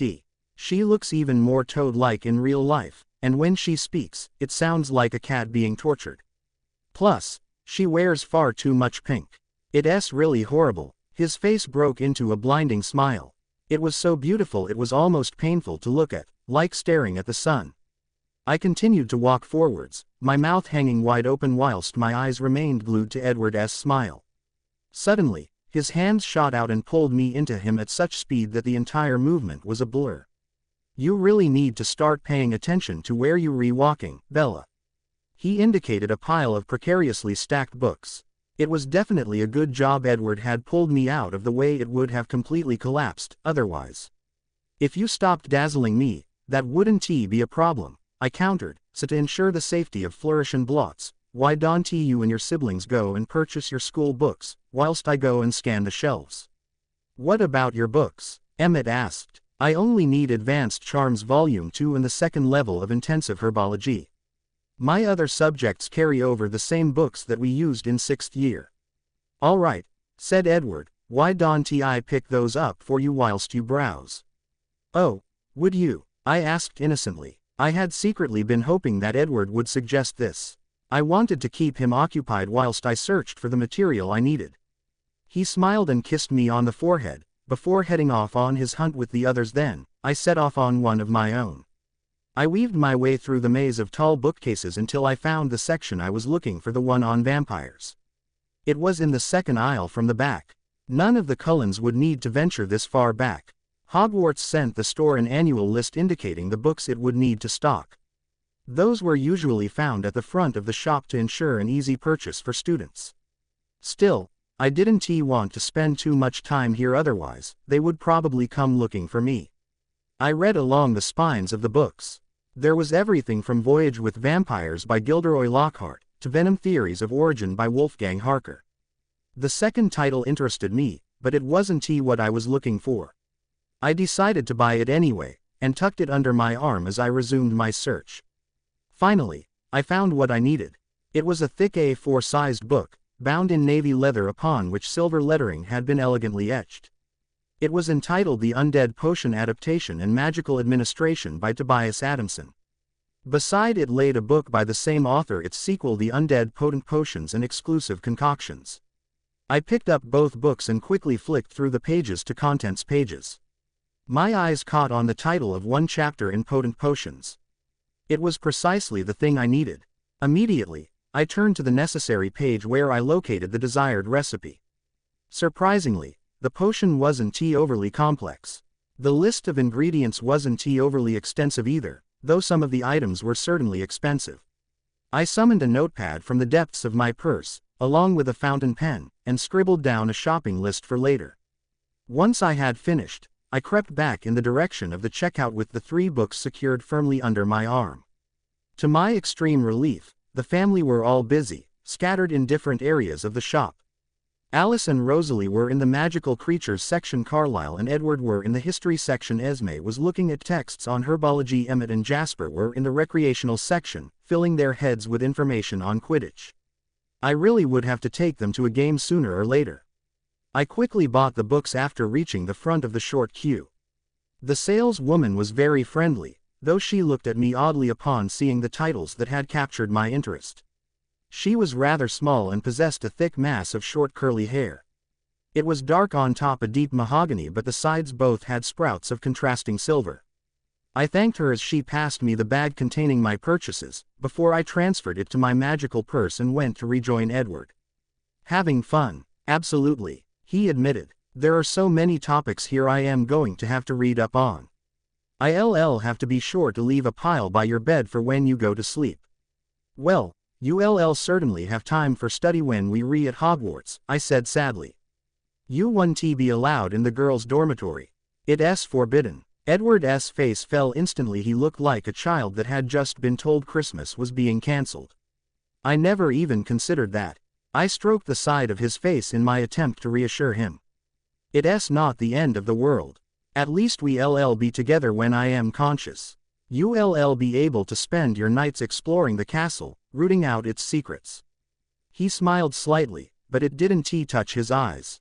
Surely, after 6 years of living there, you know all there is to know about the castle already. Not at all, I said, shaking my head. Hogwarts is an incredibly powerful place.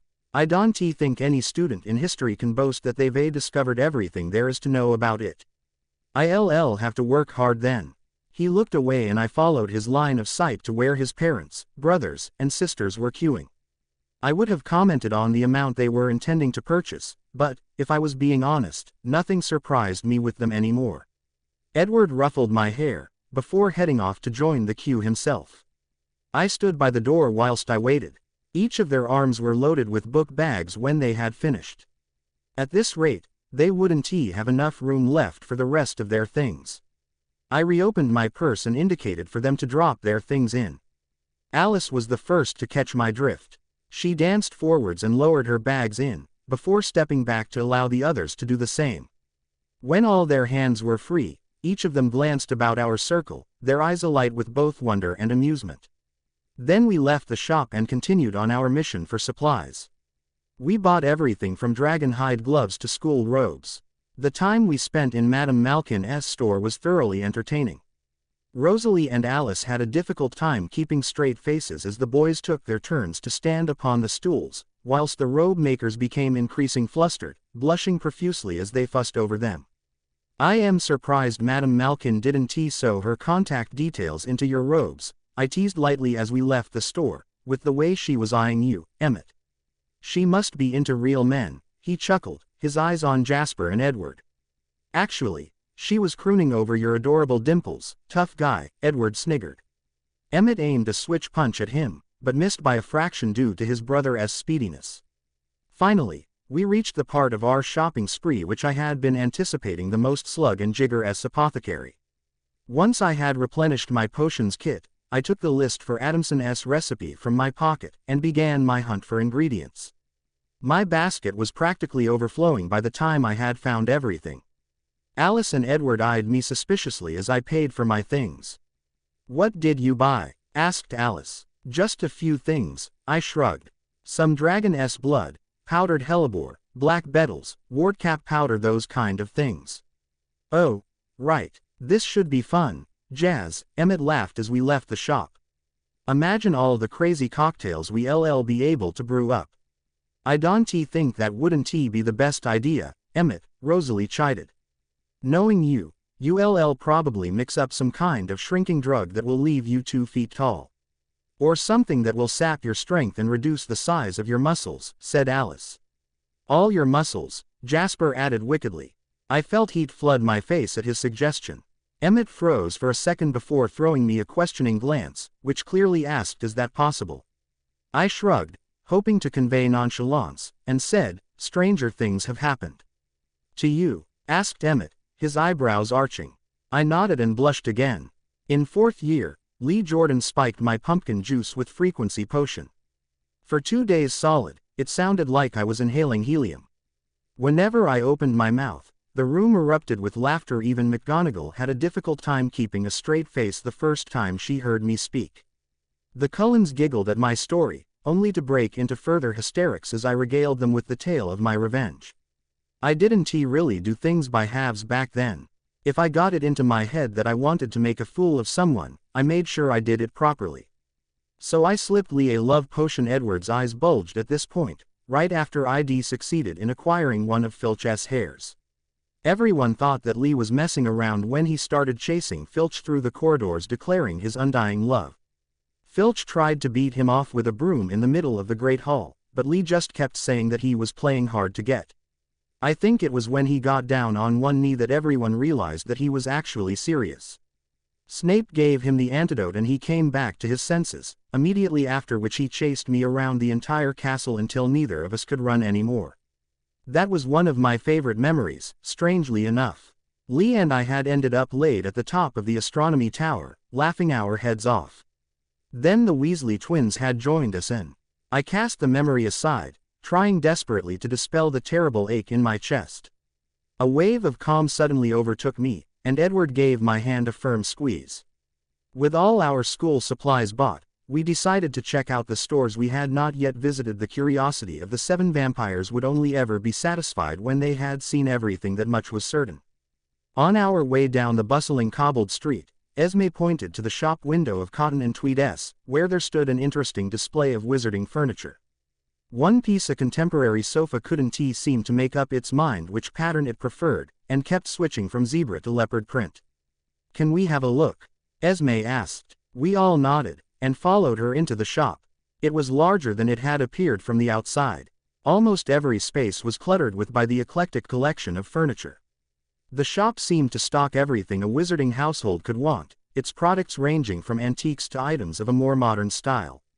In the corner behind the cash desk sat a quiet, white-haired man. He continued to scan the profit whilst we walked about his shop, and he only looked up from his reading material once, as far as I noticed. After browsing around for a few minutes, I skirted around the furniture towards the staircase at the back of the store. At the bottom, there was a sign pointing upwards which read "Tents upstairs." My curiosity spiked and I began my climb. I'd never been in a wizarding tent, but I'd been informed of what the interiors were like by Ginny Weasley, shortly after the Quidditch World Cup. The others followed, evidently as intrigued as I was. Upon reaching the second level, we were met by a large room which was occupied by at least 20 small tents, all of them similar in size. From the outside, not one looked big enough to shelter more than 3 people. I approached the cheapest looking one. It wasn't extravagant like the others. Its exterior was plain a flat, dark green, whereas the neighboring tents were much more colorful. Some were decorated with strange shadow shapes that move over the material as easily as the people did in the Hogwarts portraits. Some were covered with silver stars that twinkled against black backgrounds. "These are all very pretty, Bella," Emmett smirked, "but they also absolutely to G. If you thinking of camping, I vote you do it our way. This is obviously just one area that Wizards Haven perfected yet." I agree with Emmett. Edward Said, you'd probably end up with neck problems if you spent too much time in one of these. Yup, sorry, Bella, but small and puny isn't how we roll. I guess you right, I sighed, stroking the fabric in what I am sure, to them, seemed a regretful manner. Then I turned to face Emmett full on. He looked smug happy, no doubt, at having finally found something that non-magical people did better. I felt rebellious and a playful grin crept onto my face. On the other hand, this is the wizarding world, maybe it's about time you learned how we roll. I flashed my teeth in a wide smile and backed into the tent. It was as large inside as I had expected it to be, and I certainly didn't have to stoop as Edward had predicted. The interior was decorated with luxurious gold and ivy silk curtains that hung around the edges and separated the various sections. In the middle of the main room, a large circular patch of the chocolate carpet had been replaced with cushions of varying shades of green, brown and gold. The others hadn't followed me in yet, so I moved over to the soft area and laid down, feeling utterly relaxed as I inhaled the incense that burned only a few feet away on a low ebony table. I watched the smoke as it rose and swirled, all the while forming wonderful animal shapes that moved lazily about the room. The soft light of the tiny surrounding candles gave an additional soothing aspect to the atmosphere of the tent. I could easily have fallen into a slumber there and then if the gasps of the vampires hadn't alerted me. I giggled at the sight of their gobsmacked expressions. "You should write an advisory letter to the makers, Emmett," I said, closing my eyes again, "to instruct them on how to make decent and effective camping material." "You were right, this is awful." "How is this possible?" Carlyle wondered aloud. "Have we shrunk?" Emmett shouted nervously. "Not at all. It's a similar spell to the one I put on my purse. This is wizard space. Space within space, I guess. This is incredible," Esme said, moving about the place to inspect the different areas. "There's even a kitchen. And a bathroom." The others followed her and examined the rooms with their awe visible in their expressions. "What about the other ones?" Rosalie asked excitedly. "They looked flashier than this one. What are they like inside?" "I have no idea," I admitted. She flew out of the tent in a flash, closely tailed by Alice, Jasper and Emmett. I turned to Edward worriedly. He was observing the hazy shapes with a mixed look of both amusement and wonder. "They look a little overexcited. They not getting any crazy ideas, right?" "By crazy, do you mean are they thinking about buying one of these?" "Pretty much, yeah." "Then, yes." I shook my head. I should have known. I allowed Edward to pull me from the tent and towards a scarlet one, which bore a golden phoenix design. "These are your colors, I do believe," smiled Edward. This one was even more luxurious inside than the other, its interior following the color scheme of the outside. Gold hammocks were strung in every corner, and behind the silk curtains that hung between the bathroom and one of the 3 bedrooms, lay a bubbling jacuzzi, the waters of which possessed an amber tint. Keen to explore every single tent, the Cullens moved from one to the other, dragging me along with them. I had to admit that some of them were absolutely amazing. A jolly-looking wizard was waiting for us as we exited the last tent. He clapped his hands together and began introducing himself. "Hello, there. Lovely to meet you. Name S. Tweed Hobson Tweed. Mr. Seaton downstairs mentioned we had a few visitors. Quiet chap he is. I am a bit more boisterous myself. Now, has anything caught your eye, my good sir?" Tweed didn't give Carlyle time to answer before he launched into his pitch. "We have this lovely new model over air." He waved a hand in the direction of a bright yellow tent. "The music charm it carries is fully insured. If it starts to fade out at any point, you're entitled to bring it in for a service. Also, how much would it cost for one of these?" Rosalie interrupted, clearly growing tired of the wizard's rabbiting. "All of these fall between 400 and 2,000 galleons," he replied. "Oh," said Carlyle in surprise, "I was expecting it to be more than that." I distinctly saw the man's eye give a definite twinkle, and he licked his lips quickly as he looked over the family, taking in their classic yet understated designer outfits. Tweed probably wouldn't recognize the brands, but, even then, he was smart enough to be able to determine that the Cullens enjoyed some degree of wealth. "These are our less expensive products," he admitted slowly. "If you're looking for something more upmarket, I'd be happy to give you a viewing. We keep our more expensive pieces in the next room." I saw the mouths of Alice and Rosalie trembling as they spoke at a level undetectable to humans. "Yes, please," Carlyle said politely.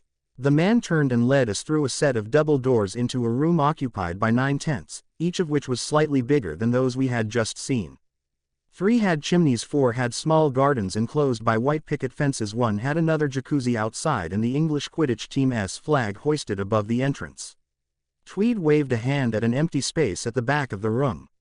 Then he disappeared into thin air, only to reappear moments later. "This one comes with a fully installed disillusionment charm." The others looked impressed, but I whispered to them under my breath, warning them against wasting galleons on invisibility when a few minutes of spell casting could yield similar results. "This isn't the kind of thing we're looking for," Edward announced. "We'd prefer something that could pass for an ordinary tent." "Ah, well then," Tweed said, indicating the final tent, "maybe this is the one you want." He walked up to the final one. It was a beautiful midnight blue and, aside from the gold half-sun and silver half-moon that had been embroidered on either side of the entrance divide, it looked completely ordinary. The inside, on the other hand, was an entirely different story. "This model was inspired by the Great Hall at Hogwarts School," the wizard said from behind us. I gazed around in wonder at the incredible room before me. It was a huge open space, above which stretched a sky scattered with white fluffy clouds. There were breaks in places, though, so the radiant sun had the chance to shine through, the magical enchantment giving the illusion of warmth as wonderful golden rays bathed my face and body. I peeked at the Cullens briefly. The artificial light didn't seem to affect them as regular sunlight did. Their skin gave a soft shimmer, but no more than that. Hundreds of unlit candles hovered beneath the afternoon sky. They would probably begin burning automatically sometime after sunset. Beneath my feet laid a midnight blue carpet. It was soft and thick enough that it would easily make a fitting bed. As with the first tent, a thick sunken space at the center of the room had been filled with luxurious cushions so that it leveled out with the surrounding floor. They were beautiful shades of dark blue and silver, all made from silk, taffeta, satin, and chiffon. Lining one wall were 3 dark wooden, towering bookcases, each of which appeared to have been stocked with both old and recent material.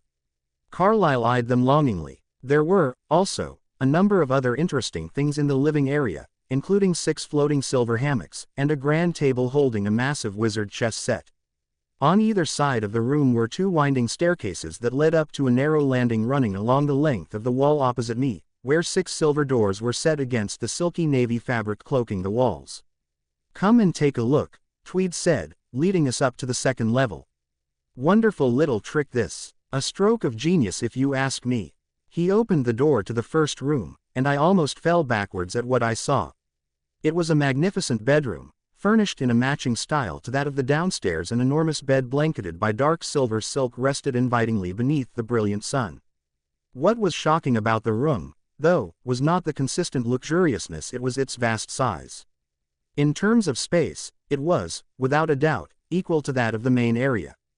"Undetectable extension charm within an undetectable extension charm," explained Tweed, bouncing on his tiptoes. Technically speaking, this tent is a masterpiece. No kidding, Emmett replied absently, as he gazed around the room. All the bedrooms are the same in size, and all are enchanted to be completely soundproof, of course. I blushed as Tweed continued. You can have a look in the others if you like, but there's no difference. There were 4 other bedrooms, and 1 bathroom upstairs. The bath was more like a miniature swimming pool. It released different color bubbles, depending on the tap you turned. Mr. Cotton, the architect, was a prefect at Hogwarts. This room was inspired by the prefect's bathroom. One of these taps will give you sparkling pink water. Very popular with the ladies, but not so much with the gents, or so I am told. Tweed led us downstairs then, through the door beneath the left set of stairs which opened into the kitchen. The work surfaces were made of some mineral, onyx in color. Naturally, there were no electrical appliances. Adjacent to the kitchen was a dining room in which stood a table of black glass. A large silver vase stood at its center, holding a collection of bluebells and white lilies. They had been charmed so that sparkling dew clung to the petals, reflecting the light more beautifully than regular raindrops. They reminded me of vampires in the sunlight, making the bouquet possibly one of the best I had ever beheld. Beneath the other set of stairs of the living room was another bathroom and a ridiculously vast wardrobe, one which already came stocked with a full range of wizarding outfits. Alice eyed the dresses. I didn't need to be an empath to recognize that her eyes were overflowing with lust. All designer, Tweed said, looking at the tiny vampire. He too, apparently, hadn't missed the longing plain on her face. He took a silvery dress from the rack and handed it to her. Go try it on. Ah, this one evidently knew what he was doing.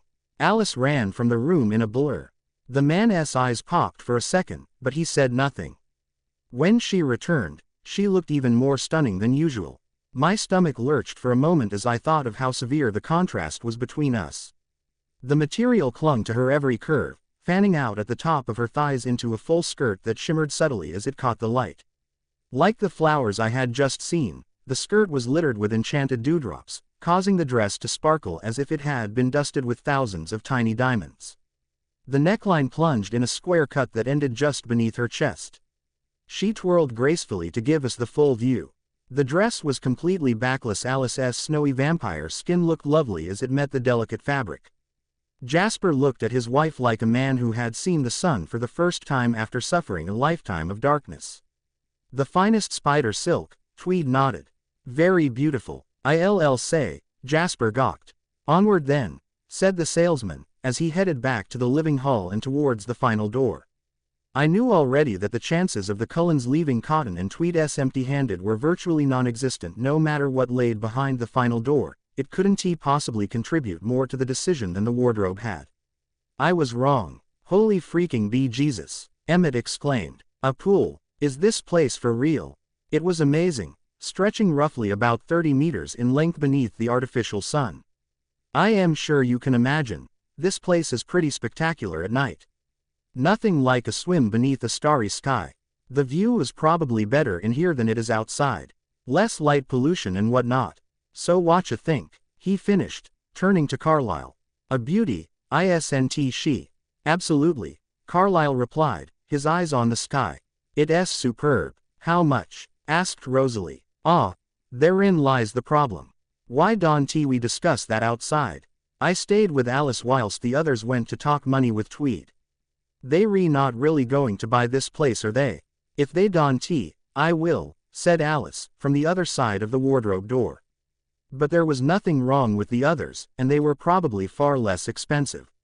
Bear in mind that this is just a tent, Alice. It's not a tent, Bella, she sang. It's a collapsible house with a kick-ass wardrobe. I'd pay thousands of dollars for this dress alone. She pulled open the door then, having changed back into her own clothes. Come on, let's go meet the others. The Cullens and the salesman were finishing up when we reached them. Tweed was transferring an absurd amount of gold into a bag of his own. It said a lot about the sum of money that the Cullens had brought on their shopping trip that they could afford to buy the tent without having to visit the Bank of England. The Muggles might accept American Express, but credit cards were worthless in Diagon Alley, even if they were the platinum kind. Each vampire was wearing a smile of satisfaction as we left the store. Oh, Well, whatever made them happy was good with me. The only shop left to visit now was Quality Quidditch Supplies. I knew Emmett would refuse to leave the alley until he had paid a visit to the place. When we got there, I pointed out the different models of broomsticks. That one there is a Clean Sweep 7 like mine, and over there are the Nimbuses. What's that one over there? Jasper asked curiously, indicating the cabinet around which a small crowd had assembled. We made our way over and peered over the shoulders of the eager people. I knew what I would see before it even entered my line of sight. The Firebolt, I said reverently. It was released over 4 years ago, but there still hasn't been a new broom to rival it. The handle is treated with a diamond hard polish, and it does knock to 150 in 10 seconds. I very nearly drooled as I gazed longingly at the broomstick. I would have given my right arm to fly one. Fast cars and bikes held no comparison for me. When I finally forced myself to turn away, Edward and Jasper were staring at me oddly, their brows furrowed whilst their mouths twitched at the corners. What? I asked nervously, my eyes flicking about our party. Nothing, replied Jasper, before he moved past me towards the door. Edward smiled and, taking my hand, led me out into the cobbled street. So, what do you think? I smiled, as we walked back in the direction of the leaky cauldron. This place is great, Edward sighed.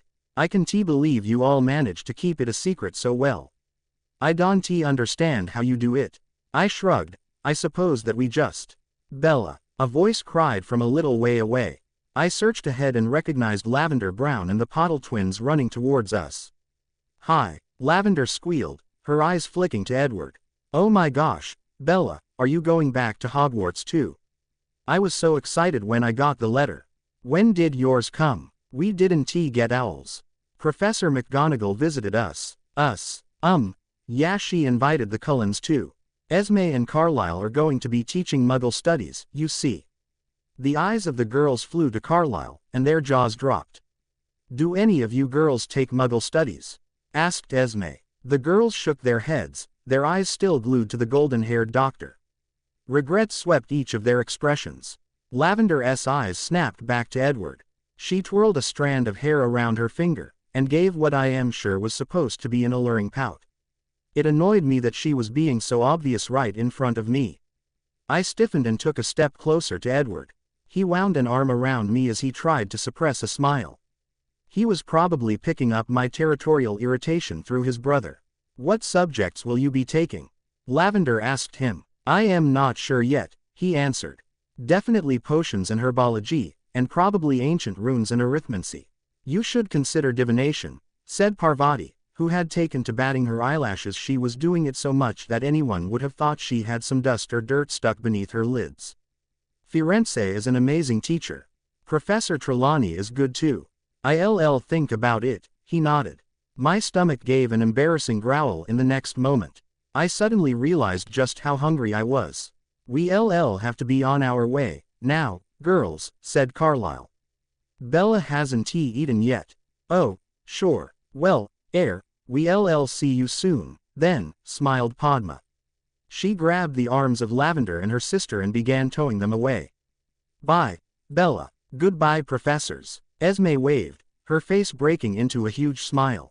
She really would be well suited to this job. She was so good with people, and if the reaction the girls had had to her husband were anything to go by, I was sure McGonagall's plan to fill the Muggle Studies classroom with eager boys and girls would succeed. We continued on our path towards the leaky cauldron, then towards home. Allow S. Cross set it up, Emmett stated, the minute we arrived returned at the residence. Where have we put it? Asked Jasper. In right here, or out of doors? Outside. You can surely name it camping if you nevertheless in the house. We followed the lads into the lawn. They pulled the tent lightly from the bag and crouched down on the grass, prepared to start their activity of placing it up. I coughed lightly to get their attention, and they straightway grew to become their heads to look my way. Can also I smiled, twiddling my wand with my hands. Jasper and Emmett grinned and rose from the damp earth. Be our guest, stated Jasper, slightly amused. I swished my wand and called, Erecto. The flat patch of cloth instantly converted into a superbly formed tent. My eyes were not quick sufficient to trap the two brothers as they zoomed inner. I bet they have been similar to different boys while toys had been involved. I was satisfied they were having fun. Are you coming in? Edward requested. Truly, I spoke back, shaking my head. I've a few work to be getting on with. Work? Yeah, I've a potion to concoct. What sort of potion? He puzzled suspiciously. I tapped the side of my nostril in reaction. Properly, if you want to tell me, will you as a minimum allow me to look at, or perhaps even help? Certain, I smiled. I do not thoughts that, as long as you promise now not to peek at the recipe, you might see greater than I need you to, otherwise. Good enough, he agreed. In which do you need to do it? We could do it at my residence, if you like. Charlie 1TB round. How about you do it right here, instead? You have already got the entirety you need, proper. I nodded. Well, then, we can also as nicely stay. Could you want a sandwich? You must be starving. Sure, please, I nodded, my fingers flying to my belly. I am form of hungry. We headed to the kitchen, wherein I sat on one of the stools by means of the island, at the same time as Edward prepared me something to consume. I used to be willing to make my personal meal, but he had insisted that I permit him to eat. I listened to him speak even as I ate, sometimes commenting on something he said, consisting of his subject alternatives for his year at Hogwarts. The ones are desirable classes. I took historic runes at OWL stage. It is truly interesting. What about arithmancy? I don't know about that one from my personal experience. I took care of magical creatures for my second choice, but Hermione Granger told me that she enjoyed it. Are you planning on taking a fifth situation? I was thinking approximately history of magic. Is that any suitable? Properly, the challenge itself does have capacity. The handiest trouble is the trainer. Professor Binns isn't exactly what you would name a laugh. He dictates notes from his e-book the whole lesson in the maximum dull style conceivable. And divination, is it as horrific as McGonagall said? I bit my lip. I do not know. I did not take divination both. From what I have heard, Professor Trelawney is a bit irrational. She thinks that the future may be seen via examining the dregs in a teacup. Firenze is meant to be good, though. He uses astrology to are expecting big adjustments in the future. Perhaps astronomy, Edward mused, his turquoise eyes constant on me as he smiled. I could not determine which I desired, gold or green. On the one hand, the gold eyes have been a part of the person I had fallen in love with. I associated them with the happiness provoked by Edward's go back from hunting, and I continually experienced a slight sadness while the shade started to wane. The gold changed into like sand in an hourglass, counting down our time together. The inexperienced I saw now, alternatively, was equally lovely. It become placing towards his alabaster skin, like green-blue gems inside the snow. They re beautiful, I stated, stroking the marble pores and skin just under his eyes, the same old red bruises now barely seen. He smiled. Carlyle changed into proper. I'd by no means observed how closely they matched my mother's until I checked out them via the eyes of the others nowadays. His phrases harassed me. His ultimate reminiscence of his mother had been a human one. How could he understand? You bear in mind them. His face became serious at my query. He gave a deep sigh, after which rose from the stool beside me. Earlier than we begin to your task, do you mind if we go to our meadow? There may be something I want to tell you.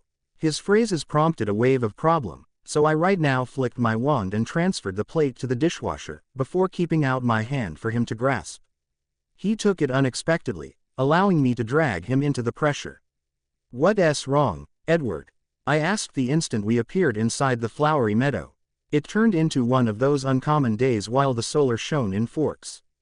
The mild reflected off of Edward's skin wonderfully as it usually did, every other reminder of how plenty we differed physically. The rainbows have been beautiful, however occasionally I felt as if they have been taunting me, silently screaming out how simple I was in comparison.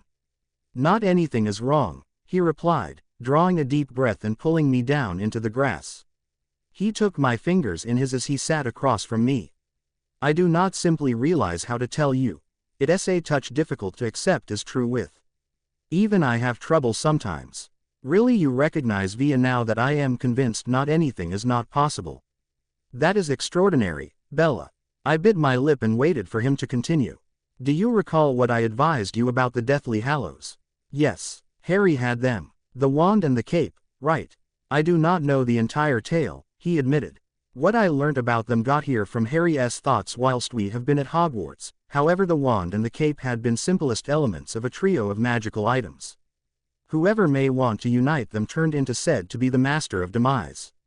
I assume that made a fitting identifier for Harry, thinking about that he become capable of come back. So, then, he observed the third Hallows properly. Edward nodded. What was it? A stone. Dumbledore bequeathed him it in his will. The stone brings humans lower back from the useless. I comprehend it sounds crazy, Bella, he continued, his eyes bearing into mine whilst I stared at him incredulously, however it is genuine. While Harry became strolling to meet Voldemort, he used it to summon the spirits of his own family. I noticed it throughout his thoughts. He dropped it in the wooded area whilst he reached the clearing. Not possible. Edward had to be incorrect. Not anything inside the global changed into effective sufficient to raise the dead. However, Edward had stated he visible it happen. Either Ichi and Harry were incorrect, or magic clearly did not have any boundaries. I felt my doubt ebbing. You sure it became real? Yes, I recognize because, due to the fact the information crashed into me with the pressure of a typhoon, sending my thoughts into a whirl of pandemonium. This is why you weren't there once I got again, I whispered. You went searching out the stone. Yes, he stated, confirming my sudden theory. And, you used it. I felt my mouth move dry as I realized what he became about to inform me. Bella, I noticed her. I saw my mom. My heartbeat improved as I hung on his every word. His eyes regarded to lose cognizance, as if he changed into looking at something a long way off inside the distance. She turned into lovely, and exactly as I remembered her. His eyes sparkled as he mentioned his story. He told me that his time along with her had reaffirmed his perception that there was an afterlife, and that anywhere she had ended up, she was satisfied there. She turned into somewhere suitable. I comprehend it changed into real, he murmured. I've long gone over it limitless instances in my head, and I am positive that she knew you would visible my soul for the duration of the Dementor assault. How are you going to make certain? She had this understanding look after I advised her I didn't assume I had one a Mona Lisa smile. I assume you could name it. And then she said, it's an awesome aspect you've got determined Bella. You may analyze something. I do not see what else she should have intended. After that, and what you confirmed me in the pensive, he took a deep breath, and a mild smile regarded on his ethereal face, I felt wish. One unmarried tear fell down my cheeks whilst I listened to Edward speak. He had thoroughly conveyed his happiness straight away when I had shown him the memory, but this was the first time we had properly mentioned the problem of souls because, and it was truly the primary time we had accomplished so in detail. I had waited a ways too lengthy to listen those phrases from him. He delivered his face to mine to kiss away the drop of moisture, and I stayed flawlessly still, remaining my eyes and enjoying his feather-light touch. I want you can have visible her too, he said. I wish she should have met you in individual. She could have loved you. If she turned into whatever like you, I'd have cherished her too. Perhaps I will introduce you sooner or later. I felt my brow crease from puzzlement. Whilst we are one the opposite aspect. Absolutely everyone kept announcing that no longer even vampires can live for all time. I assumed they were proper. And she or he stated she'd been expecting me. How horrific may want to the afterlife surely be if she turned out to be right. Well, I laughed. For as soon as, perhaps I advised you so isn't this sort of horrific aspect in spite of everything. We each laughed then, and that I did not as Edward scooped me into his lap. I want to try something, he stated. What? I puzzled. He did not problematic as I'd predicted him to. His palm stuck an unfastened strand of my hair, and he tucked it gently again in the back of my ear. Then, slowly, he leaned in to kiss me. I answered welcomingly. It turned into tender at the start, like our regular ones, but, unexpectedly and without caution, it advanced into something fiery and unusual. Edward's hands nodded through my hair, as mine did via his, and that I shivered with delight as his tongue slid across my lower lip. In spite of his freezing frame temperature, I right away felt very warm, caught up with exhilaration as Edward threw his warning and austere rules to the winds. Any 2D now. He could turn away this turned into too exact to be allowed to preserve however he didn't. Impossibly, the kiss deepened, and that I felt my coronary heart banging against my ribcage as a result. "What was that?" I requested breathlessly as Edward subsequently pulled away. "You've never kissed me like that earlier than." "Well," he smiled playfully, simply satisfied as he listened to my drumming coronary heart, "I suppose I was taking benefit of the dearth of venom. I figured I should find the money for to be reckless for as soon as." I laughed aloud at his reasoning. "How reckless are you inclined to be?" I requested, pushing my success. "No longer that reckless," he chuckled. His eyes flew as much as study the solar. "I suppose we have to be getting lower back if you want to begin in this potion of yours." I nodded in settlement, sliding myself out of Edward's lap. He rose sinuously to his toes within the next moment, before presenting me his hand. I took it, allowing him to pull me up from the ground. I apparated us lower back to the Cullens' kitchen, in which I collected my things while Edward went to retrieve my trunk. We walked up the stairs collectively at my gradual human pace, in the end achieving the third ground. "Are not you even going to offer me a clue as to what you re as much as?" requested Edward. "Nope," I smiled. "I am no longer giving anything away, but I promise you'll find it irresistible." His eyes narrowed suspiciously as we entered the Cullen library. I didn't go to this room very frequently, however I was well aware of its regular cause this become vicinity the vampires engaged of their criminal sports, forging documents and who knew what else. Edward led me past the rows of bookcases to the look-at section, which was ruled by using a massive all-right table. "Will this do?" "Sure. This may be first class." I opened my trunk and placed my cauldron. Happily, it wasn't buried 2 a ways below the floor. I pulled it out and rested it at the desk. Then I emptied the bag containing the gadgets I would bought from the apothecary. Edward's nostril wrinkled with distaste. It changed into an excellent job I had gained the guess, or I would in no way be able to get him to drink what I was making plans for him. "Is there something you need me to do?" "You can chop the black beetles for me, in case you like." "I need them slicing like this." I did one first to demonstrate, slicing off the legs and head and moving them apart, earlier than ultimately reducing the stays into strips. "The finer you can get them, the higher. I want 20 of those doing." Edward got to work right away, while I cast a peel on the wooden desk to guard it in opposition to the flame I used to be about to mild below my cauldron. While that became accomplished, I consulted Adamson's textbook and examined through the recipe again, before I said approximately uncorking the 4 bottles of dragon's blood I had lately purchased. "How lots potion are you making plans on making precisely?" Edward wondered. I think he turned into seeking to faux indifference, but I wasn't fooled. He changed into usually effervescent with curiosity. I heavily doubted that would alternate every time soon. "Properly, there is 4 liters of blood there. Consistent with the book, that ought to give you each 2 servings. And also you certainly assume you may be capable of get them to take these things." I have to be sincere, Bella, except for the dragon's blood, these elements smell rancid. I am certain they'll drink it when they've visible its outcomes. I winked at him playfully. He smiled gently in response, before his eyes back to his mission. I cautiously poured the blood into the cauldron, making sure now not to spill a single drop. "Bella." My head flicked to Edward's at the sound of his voice. His face held a quizzical expression as he gazed at the pink liquid.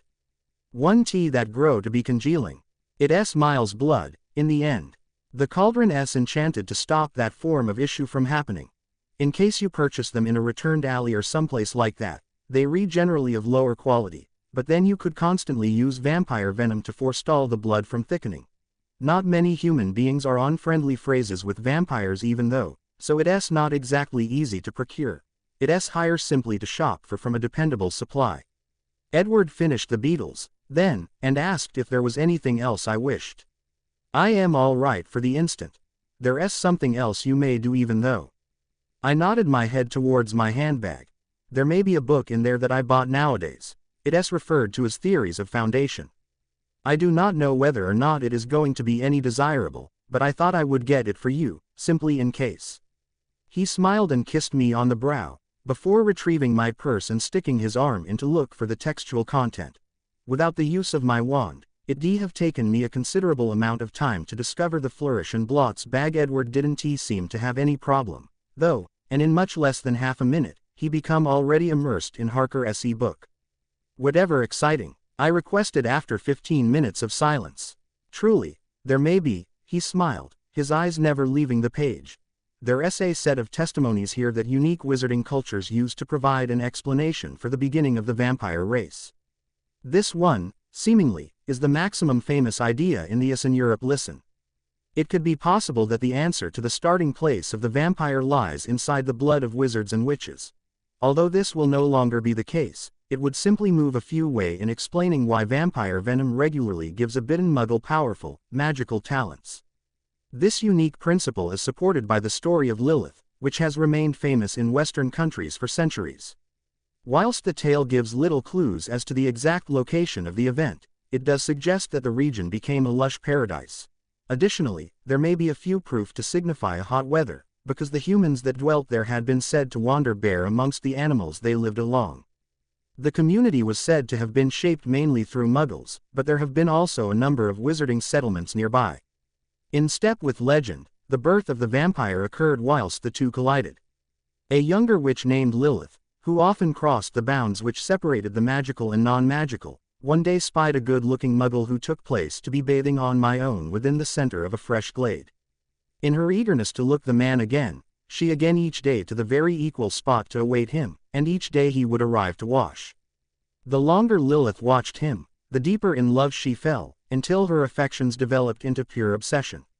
Eventually, while she should no longer endure the separation, she revealed herself to the man within the desire that he might reciprocate her love. He did not, however, because he became already lovesick for some other and, alternatively, he scorned the witch and dispatched her away.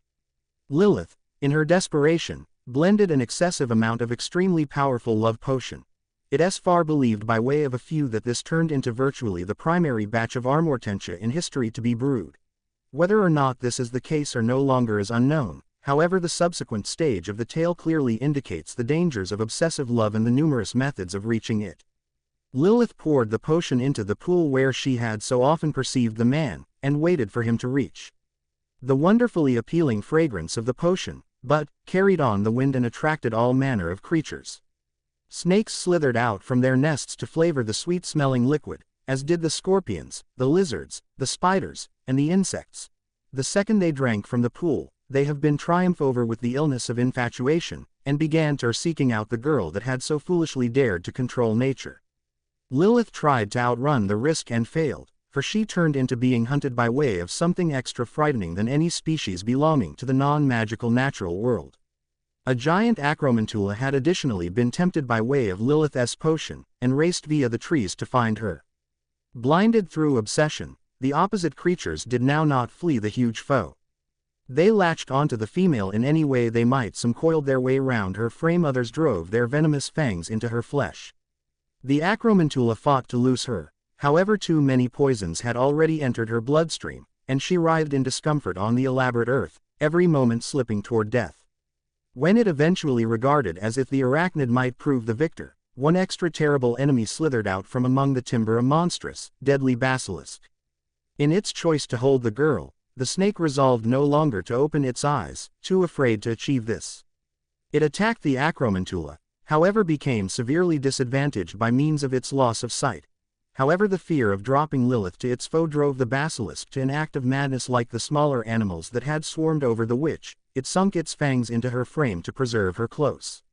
The acromantula, too, sliced its pincers via the female's tender skin, and the two started a terrible tug of conflict, very almost tearing their mutual love in half of. Even though she turned into teetering at the barriers of lifestyles and dying, so near falling over the threshold, she let out one final, haunting scream, injecting each ounce of pain she had skilled into the sound. The acromantula, basilisk, and different creatures right now launched her, horrified via the ache which that they had together inflicted, and, rather, started scuffling with amongst themselves, leaving Lilith to suffer the discomfort of 100 burning poisons on my own. After separating from Lilith, the basilisk now not feared to open its eyes. It unleashed its fatal yellow glare upon the unlucky creatures, straightway killing every unmarried one of them.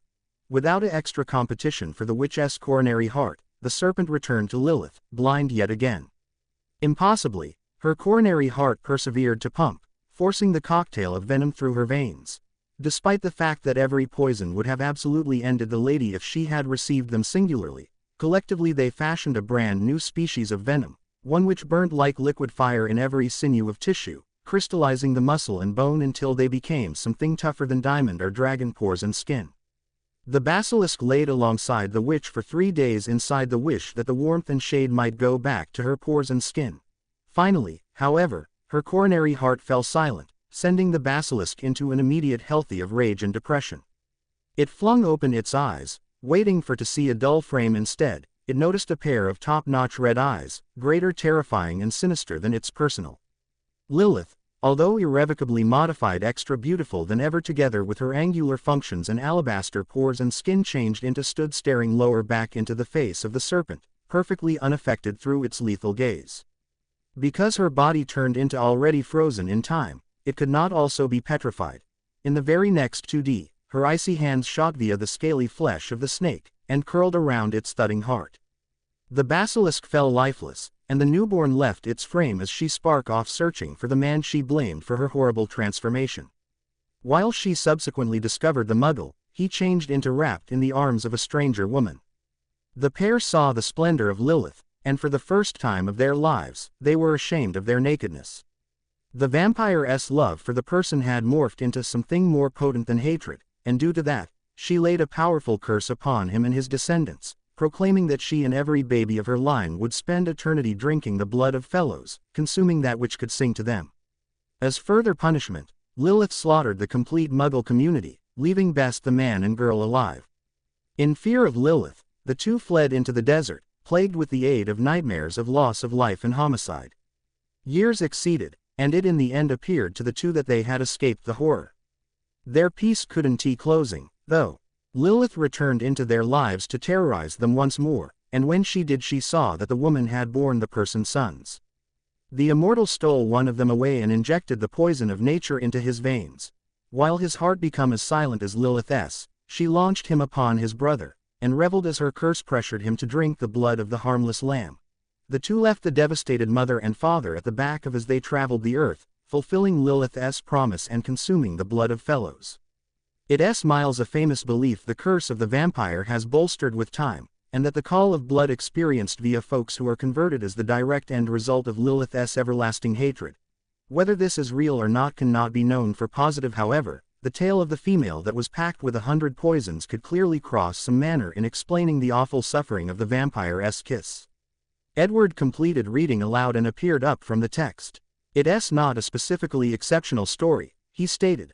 I wonder whether or no longer it is proper. It sounds a little far-fetched to me, says the vampire. I smirked. He rolled his eyes and back his attention to the book even as I continued to paintings. Simply underneath an hour later, I finished adding the ultimate aspect. The potion had grew to become a sickly color of percent, which, in step with the commands, become a very good element. How does it odor to you presently? I requested. Higher the smell of the entirety else is masked by using the blood. I still keep in mind what you put in there though. Edward took an extended, deep breath, and Saul appeared to sweep his face. He stood and walked in the direction of me. Why do you want to do that then? You are safe for now, I chuckled. The potion needs to relaxation a day for it to paintings well. I commenced loading the liquid lower back into bottles. In exactly 24 hours, the shade might darken to deep violet, and then it would be ready for consumption. Edward helped me smooth up, wiping down the desk at the same time as I backed my things again to my trunk. We each tucked 2 bottles below our fingers, and headed downstairs to fulfill others. None of them had left the tent but they probably would not for some time. Carlyle sat in the primary area whilst we entered, and turned into analyzing a book entitled Illnesses and Antidotes. Rosalie and Alice are in the dressing room, he advised us. Esme and the men are someplace upstairs. They possibly still looking to decide what to do with the spare room. They said Edward. Jasper and Emmett are pushing for a games room, but Esme is suggesting that we use it as a look at, considering the reality that it is soundproof. In my view, said Carlyle, I am with Esme. The nighttime in the tent become an exciting, mild-hearted one, where the most extreme occasion become a trivial debate over who were given which room. That during itself become a little absurd, considering that they had been all practically the identical. It turned into 6 o'clock once I sooner or later introduced that I needed to leave. Charlie was due to be getting domestic, and I didn't need to reach back too long after him. I definitely did not want to offer him every other purpose to get indignant.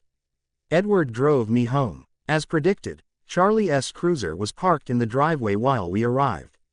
He greeted Edward inside the common way, earlier than returning to the front room to watch the game. Edward saved me business enterprise even as I organized that night's meal, smoked salmon and potatoes. When the time ultimately came for him to depart, I rushed upstairs to take a short shower, knowing that I didn't have long till he back. I used to be truly exhausted from the day's activities, and it felt like an age since I have been curled up underneath the golden comforter in his bedroom. I heavily doubted that I'd be capable of keep my eyes open for long this night. The nice and cozy water felt remarkable as it loosened my muscle mass. I should wear status there for, at least, half an hour. I felt completely and absolutely comfortable as I close off the bathe. That changed the second I pulled back the curtain. I screamed in surprise, my surprising motion causing my featuring to slide over the wet floor of the bathtub. I clutched the curtain in an attempt to regain my balance, however it could not take my weight and, sooner or later, got here falling down on pinnacle of me as I fell. I groaned as my thighs connected with the tough surface. There was no way that would not depart a nasty bruise. Bella, Charlie known as from the hallway, his voice barely panicky, are you all right? I am satisfactory, I answered rapidly. I just, noticed a big spider. I heard a bang. Yeah, I slipped it truly is all. You are no longer hurt, are you? No, I am first rate. Dad. Okay. I listened as his footsteps receded down the hall, earlier than at once turning to the offending screech owl that changed into perched on the brink of the sink. What are you doing in my lavatory? I demanded, reaching for a towel and wrapping it around my frame. The owl hooted and lifted its leg, to which was connected a thick, white envelope, with the legitimate seal of the British Ministry of Magic. Edward became possibly expecting me in my room. I bet that turned into why the deliverer had not needed to challenge there. Well, thank you for the letter. I am sorry, but I don't have any mice or anything. I couldn't without a doubt preserve the usual treats in the house. The smell were not possible to hide from Edward, and I failed to want to make him uncomfortable. I didn't really have a want for them. Besides, Talto loved hunting an excessive amount of. He preferred his meals while it becomes sparkling. The owl hooted yet again, before launching itself out through the window. I toweled myself dry and dressed speedy, earlier than solving the curtain with my wand. Then, once I could no longer comprise my interest, I snatched up the envelope and ripped it open, promptly extracting and unfolding the letter. Expensive Messrs. Cullen and Hale, Mrs. Cullen and Mrs. Cullen, Hale and Swan. On behalf of the Ministry of Magic, I would like to thank you on your contribution throughout the War of Hogwarts. In order to expose its appreciation, the Ministry has succeeded in securing for you executive seats at the very last of the Quidditch International Cup, that's due to take region in Australia at the Saturday 3rd August. Please find enclosed 8 tickets and 1 portkey. The portkey is ready to move you to the meeting point at exactly 12 o'clock Australian Eastern Standard Time, on the day of the final. I am hoping to look you there, and want you each success for the future. Yours surely, Agano Joybell, Head of Department of Video Games and Sports. Sure enough, once I checked the additional objects placed inside the envelope, I discovered that there have been, in reality, 8 tickets for the Quidditch very last. I might completely forgotten that it were 4 years for the reason that Irish had received the cup. I failed to even understand the teams that had been still inside the competition. My coronary heart broke into a dash as I imagined attending the game. The simplest ones I had ever been to see were the ones held at Hogwarts. I was almost ecstatic on the concept of going to Australia to peer who would take the identify next. I pulled out the closing object. It changed into a folded tablecloth. It must have been charmed to in shape within the envelope. This become ideal, higher than best. A experience to Australia might in shape in seamlessly with what I had in the beginning deliberate for the Cullens. We already had the whole thing we wanted per week's worth of potion in a fold-up residence. We had been ready. I slid the papers and the portkey returned within the envelope, earlier than returning to my room wherein Edward became anticipating me. The second I had closed the door, he had me locked in a gentle embrace. He pulled returned speedy to investigate me. Are you okay, Bella? He asked worriedly. I heard you fall. I am all right, just a little bruised. It wasn't Talto in there. Become it. The scent is barely special. No, it become an owl from the ministry. The ministry. Edward pressed, his brow furrowing in difficulty. What do they want? Do not worry. I smiled. It is nothing bad. Truly, it is sincerely truly exact. I used to be a long way too excited to hold this to myself, so I surpassed him the letter and allowed him to study it. His eyes had simplest been targeted at the page for a 2D before an amazing smile swept across his face. We going to Australia? Yes, I squealed, throwing myself into his palms. I don't suppose it become loud enough that Charlie could have heard. Edward raised me into the air and twirled immediately, certainly as excited through the possibility as I was. Then he decreased me down till my head become simply above his, and kissed me fortuitously. He carried me over to the mattress and laid me down, before he took his place beside me. Next week cannot come speedy enough, I said, remaining the small hole that separated us. He nodded in settlement, his eyes staring off into space. He became likely imagining, as I used to be, all the amusing we have on August 3rd. Just over half of an hour ago I had concept that I might haven't any issues getting to sleep this night. I couldn't have been greater incorrect. I had made Edward promise that he wouldn't tell the others about the Quidditch World Cup without me. I wanted to be there. I spent the next couple of days considering the things we would need for our visit to Australia, but if I was being honest, I really needed Alice. She was the expert on clothes, and I had promised her that I would give her the opportunity to use me as her guinea pig. At least everyone else would have to suffer along with me if I let her in on the plan. So that's what I decided to do. It was 8:30 in the morning, precisely 1 week before the Quidditch final, when I apparated over to the Cullens' house to ask the pixie for help. Edward had left to go hunting with the boys only a few hours before, and wasn't due back for another 2 days. Alice was sprawled out on one of the white sofas in the lounge when I arrived, and was reading through a book on arithmancy. I guess she was trying to catch up on the 4 years' worth of lessons that she had missed. Bella, she cried cheerfully, the second she heard the pop. She jumped up from the couch and skipped over to me. I am glad you're here. I think it's about time we had our fun, don't you? Actually, Alice, before you start on that, there's something I want to tell you. You see, I kind of need your help. What is it, Bella? She asked, her voice loaded with concern. It was strange hearing her speak that way. She was usually so calm and collected. I guess that was what you got when you could so easily manipulate the future. Obviously I knew that she did, but until now, I had never realized the extent to which Alice relied on her visions. Without them, she fretted just like any other person would. Are you all right? Is there something wrong? No, of course not. It's just, I am not very good when it comes to planning certain events and, well, I know that you are, so I was wondering whether you'd mind if I let you in on the surprise. Her lips instantly spread to reveal 2 rows of brilliant, white teeth, whilst she dove forwards and flung her arms around my neck. Thank you so much, Bella. You don't know how much this has been killing me. Of course, I'll help you. I am just so glad you're finally asking me for something like this. I thought you never would. She pulled back and bounced twice on her toes. Maybe there's hope for you, after all. Cut the digs, I said jokingly, before holding out my hand for her to take. Let's go. You should probably look somewhere where the others won't be able to hear you. She grasped my hand without complaint, and we rocketed into the blackness. It lasted longer than usual this time, and it felt as if my eyeballs would squish against the back of my skull as we traveled to our destination. Finally, the discomfort ended, and I was standing about 10 feet from the edge of a gigantic cliff face, overlooking a dark forest that stretched far into the distance, meeting dozens of surrounding hills, beyond which was an incredible snow-capped mountain. Where are we? Alice breathed, her eyes sweeping the landscape.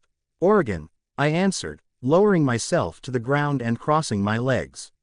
Alice laughed and sat beside me, before she asked, why Oregon? Why not? I shrugged. Fair point, she said, though her expression never lost its hint of curiosity.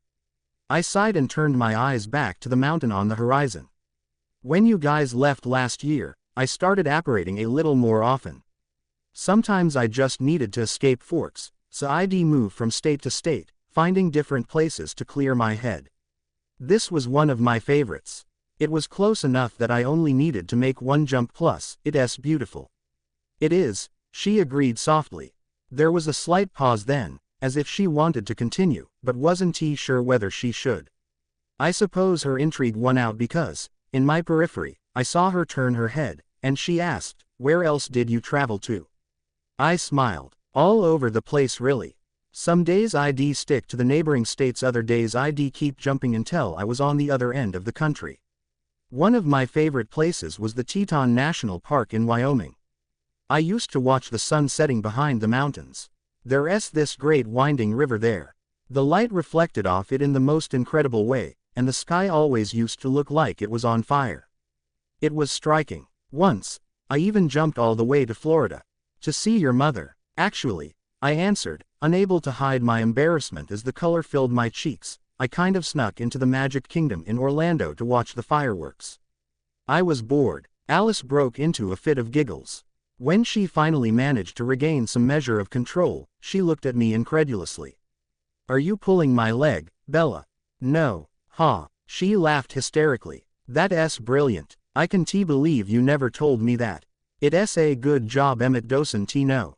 He'd never let you live it down if he did."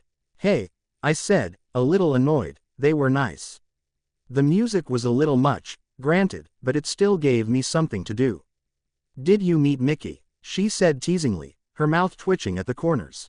"I did not." "What a shame." "Not really, I prefer Donald." "No surprise there. What's that supposed to mean?" I asked in a huff. "You both grumble a lot." "I don't grumble." "Yes you do," she argued. I stuck my tongue out at her in response. She gave a brief chuckle before changing the subject. "So, you said I was allowed to look." "Yes, but there's a condition. You're not allowed to look further than the second day in August." I didn't mind her knowing about the Quidditch match, but I didn't want her to see the final result. "Anything else?" "Nope," I answered, shaking my head, "that's it." In the next moment, Alice's expression became vacant, her eyes turning glassy as she peered beyond the physical and into the future. I fixed my gaze on the center of the valley basin, bracing myself for the vampire pixie's reaction. Mist hovered just below the treetops and around the base of the rocky hills, adding a wonderful mystical element to the landscape. It looked like something out of a fairy tale. A high musical squeal to my right suddenly broke through my reverie. In one swift movement, Alice leapt to her feet and began springing on the spot, clapping her hands all the while. "I can't believe it. I can't believe that this is even possible." I assumed from her statement that she was referring to the potion and its effects. "Good. That must mean it will work. Thank you so much, Bella." She flashed towards me and effortlessly pulled me up from the rocky earth, her arms ensnaring my body as she encased me in a bone-crushing hug. "You're welcome," I said sincerely when I could breathe again. "It's a relief to finally be able to do something for you for a change. It always seems to be the other way round." Alice paused and regarded me thoughtfully before continuing. "Bella," she said gently, "I don't think you realize just how important you are to the family. Just having you with us, that alone is enough. But the extras, everything else you've brought with you, you can't imagine how much it will mean to them, how much it means to me. No, you are a sister to me, Bella. 2 extra pairs of chromosomes won't ever affect that." I slid my warm fingers through Alice's cold ones. Despite the occasional irritation she caused me, I could never have asked for a better sister or friend. As far as I was concerned, genes were irrelevant. I'd heard far too often of families that had shattered into fragments over the silliest of matters. It reinforced my belief that there were stronger glues in this world than blood and DNA. I smiled at Alice, and she smiled back at me. "Are you ready to go back?" she asked. "We have a lot to do." "Sure," I said, taking one last look at the valley before I disapparated. And then it began. Alice and I took the Porsche to Seattle, where I was forced to spend an entire 5 hours shopping for various items of clothing. A shopping trip hadn't been mentioned in the deal, but when I tried to point that out to Alice, she simply muttered something about technicalities that I didn't quite catch. I figured it was pointless to argue. We bought everything from summer dresses to swimwear. My legs almost gave out at one point when I saw the bikini Alice was planning to get me into. Alice, that will hardly cover anything. You might as well ask me where a fig leaf. Bella, this is a standard two-piece, she argued. Nobody else has a problem with them. I don't see why you should either. Were you planning on wearing a habit or something? Actually, I answered testily, I was thinking more along the lines of a one-piece. She rolled her eyes and threw the midnight blue bikini into her shopping basket. You need to stop being so self-conscious, Bella, she chided. Easy for you to say. A compromise, then, she asked, picking another suit from the collection she had been inspecting. It was one of those strange hybrids that fit into neither category of one-piece or two-piece, where the top and bottom were connected by a strip of material. There was a silver hoop near the top of the strip, which linked the two halves. How about I start you off on this, and end you on the bikini? We can slot a tankini somewhere in the middle. I don't think that thing in your hand counts as a one-piece, Alice. Half of it's missing. It's my final offer, she said impatiently. Take it or leave it. Let me start on the tankini and you have a deal, I huffed. Done. Bella, you idiot, I sighed heavily. I should have known better than to surrender myself to Alice in this way. It was my own fault. The day passed exceedingly slowly, but, finally, I made it home. I phoned my mom as soon as I made it to my room to tell her all about the Quidditch World Cup. I also had another reason to call her. I needed someone to cover for me. Alice and I had discussed it on our way back to Forks, and we had both decided that it would be best if my mom phoned Charlie and told him that she and Edward were planning a surprise trip for me to go and see her. Alice had already looked and had said that Charlie wouldn't protest. Renee was my mother, after all. The very minute after I had flipped my cell shut, I heard the house phone ringing from downstairs. Naturally, Charlie never mentioned my supposed trip to Florida that would have been spoiling the surprise. I suppose he was scared of incurring the wrath of Renee. I decided to get an early night. I'd been kept up the previous day by the initial excitement. Luckily, however, the shopping spree with Alice had wiped me out, so I fell into a slumber the second my head hit the pillow. The night was almost dreamless.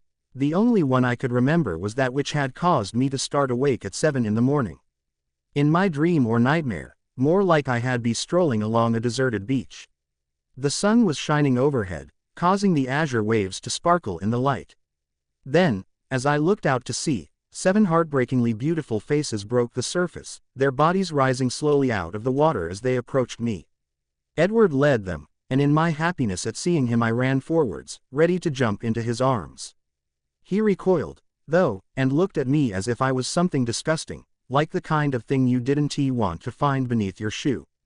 As I looked on, hurt, they all suddenly burst out laughing. I followed their eyes, and saw that the only thing concealing my modesty was a fig leaf. Then the Cullens evaporated into nothing. That was when I had woken up.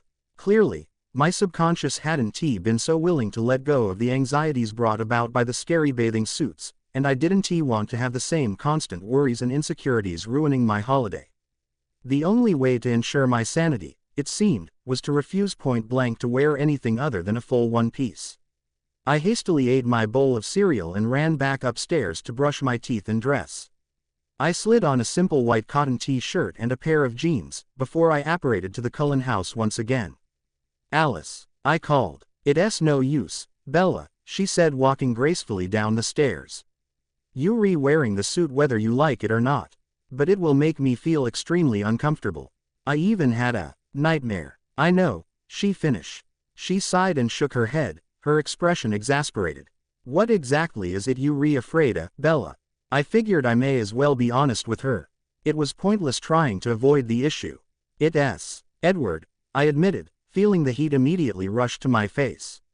What if he doesn't like me? Is that it? She asked. That's what you've been worrying about. I nodded. Bella, that's ridiculous. If you like this now, how do you expect to go on when you remarried? She had me there. I wouldn't even be able to hide behind a fig leaf when that day came. Edward and I had decided to hold off on that for the moment, at least while we were both at Hogwarts. It seemed silly getting married now when I'd be spending the nights of the next year away from him. I'd only agreed to go through with it for that one reason, after all. Alice smiled kindly then, and the next time she spoke, her voice matched her expression. You don't give yourself enough credit even so, you shouldn't doubt the strength of Edward's affections.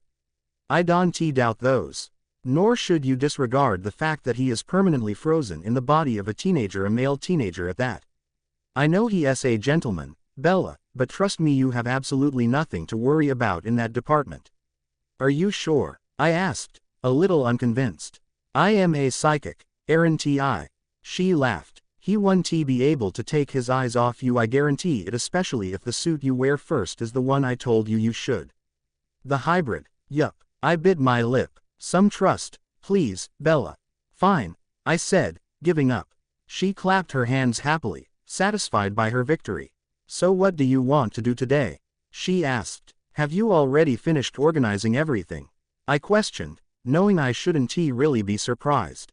We were setting off tonight, after all. Alice rolled her eyes, as if this should be obvious. The boys will be setting back from Mount Rainier in an hour or so. What should we do until then? I sighed. I didn't particularly want to wait that long to see Edward. Any amount of time spent away from him was difficult, however short. I couldn't wait for him to fly back to me. And, then, an idea hit. I felt my jaw very slowly inch open, before it spread into a gradual smile. Alice, I said, how would you like to see Jasper a little ahead of time? She looked at me in confusion, before allowing her eyes to glaze over. The second the life returned to them, she grinned at me, and we both set off pelting up to Edward's room, the place that I had been storing my school things for the past week. I ran over to my clean sweep, whilst Alice waited at the door. Then, we ran, completely overwhelmed by excitement, back down the stairs and out into the backyard. We crouched over the broom and Alice wrapped her arms around my waist. The next thing I knew, we were off, accelerating into the sky over the Green of Forks. Alice was giggling uncontrollably as she pointed me in the right direction. I pushed the broom further up through the low-laying clouds, to protect us against the eyes of nearby muggles. There won't be anyone around now for another 10 minutes, Alice informed me after a quarter of an hour spent in the large, fluffy, white things. I grinned and leaned forwards, gripping the broom tighter to push it to its highest speed, and cried, hold on tight then. We rocketed downwards with incredible velocity, breaking clear of the mist. The first thing I saw was a vast lake beginning about 200 meters ahead. I plummeted towards it, diving as if I was a seeker having caught sight of a snitch hovering near to the ground. We swept over the lake, reaching probably about 120 miles per hour, close enough to touch the calm, watery surface. This is amazing, Alice shouted joyously. I can't wait to see their faces. It's going to be classic. That's what we going for. I laughed, shooting back up, following the level of the land as the tree-covered hills grew taller and taller. We almost there, Alice said finally. They've just finished hunting. They getting ready to set off back. Keep going and we can come up behind them. All right, tell me when to turn. The trees were really dense here below us, so the vampires probably wouldn't see us unless we ducked below the canopy. Now, Alice whispered. I immediately leaned to the right, causing the broom to shoot in a wide U-turn. Then I pressed down on the handle, and smiled widely, completely exhilarated as we shot through a gap in the leafy blanket. I zipped this way and that, avoiding the oncoming trunks and branches. I caught a flash of blue somewhere up ahead. After a few seconds, I spotted other colors, two colors that were definitely out of place amongst the monotonous shades of the next moment. The trees began to thin, and suddenly I could see all the Cullen boys sprinting up ahead. Alice had obviously seen my intentions in one of her visions because she began whooping in the very same second as I did.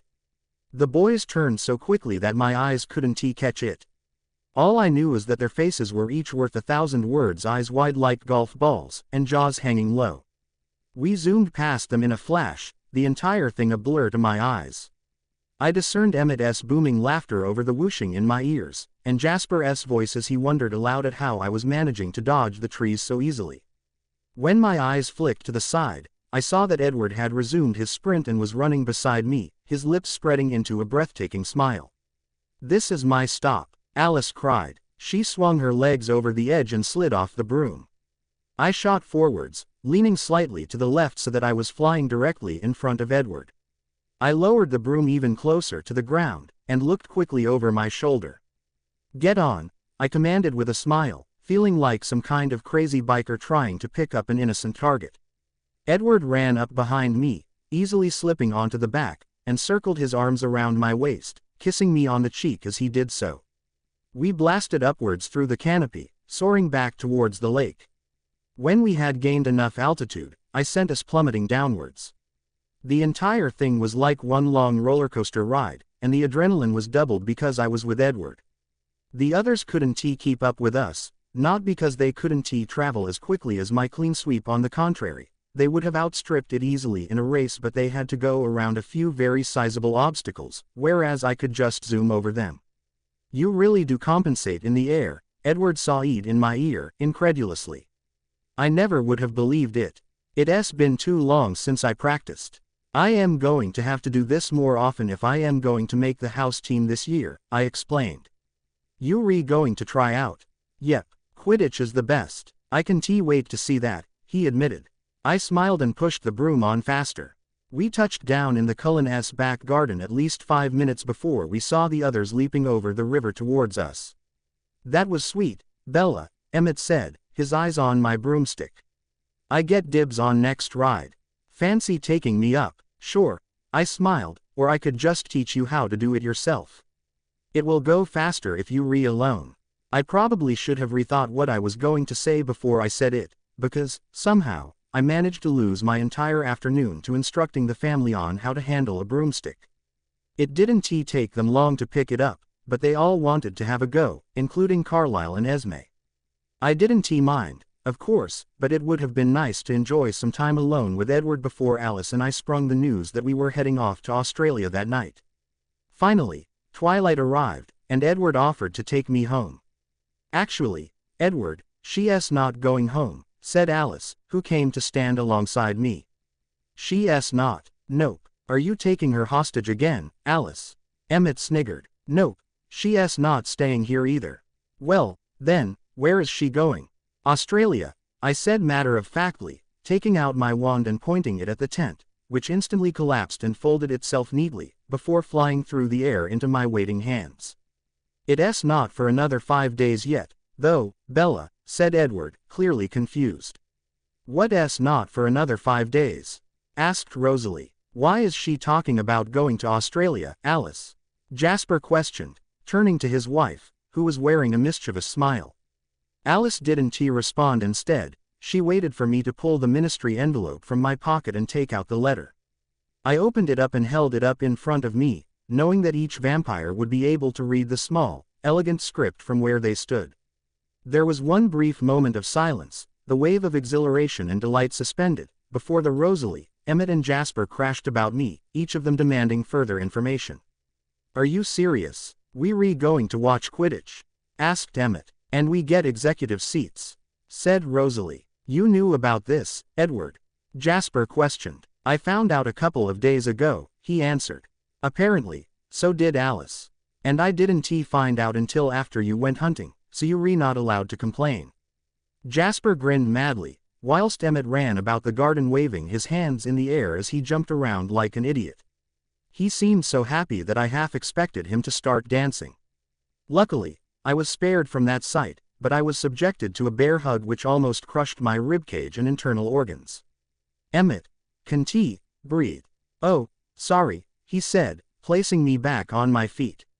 "So, why are you talking about going to Australia now if the match isn't until the 3rd? Carlisle asked. Alice came rushing out of the house, then, carrying 4 bottles of potion, 2 glasses, and a pillow. "There's no need to worry about the hospital, Carlisle," she said suddenly. "I already called them. I told them you have a stomach bug and want to be in for the rest of the week." "What? Why would you do that? I don't understand." "Alice, would you please explain what's going on?" Edward requested, his brow creasing in frustration. "Portus," I said, flicking my wand at the pillow after Alice had laid it on the ground. She uncorked one of the bottles and began pouring the violet liquid into 2 glasses. Next, she offered one of the servings to Edward, who took it gingerly, whilst she kept the other for herself. You know what this does, don't you? That's why you've been singing the lyrics to country music backwards all afternoon. Well done. Now, are you going to drink the potion or what, Edward? She asked, rolling her eyes. His golden eyes narrowed and flicked to mine. I smiled encouragingly, hoping that my expression would communicate the fact that he had nothing to worry about. He should have realized that anyway, if Alice was willing to knock back a glass, no one should feel the reluctance to copy. Besides, if Edward had won the bet, he would have used his victory to buy me a new car. He wanted to give me things that he thought would be of some use, so I wasn't about to repay him by feeding him something that would cause him to grow an extra head. His face lost its look of unease and he quickly relaxed, assuming a more comfortable expression. Then he raised his glass to Alice, who clinked hers against his, before they both lifted the potion to their lips and swallowed. Neither gave particularly strong reactions. They patted their chests as they had in the leaky cauldron when they had first tasted the dragon's blood. I suppose that was only to be expected considering that it was the main ingredient. Edward looked down at his body, clearly expecting something to happen. When it didn't, his eyes searched for mine. I don't think your potion was successful. I feel no different. Of course you don't, I smiled. You're not supposed to. So, what exactly was the point then? Asked Rosalie, just as confused as the others. You'll figure it out soon. Alice smiled as she packed the bottles, glasses and tent into a duffel bag. The portkey is leaving in exactly 30 seconds. Where's the rest of the stuff, Alice?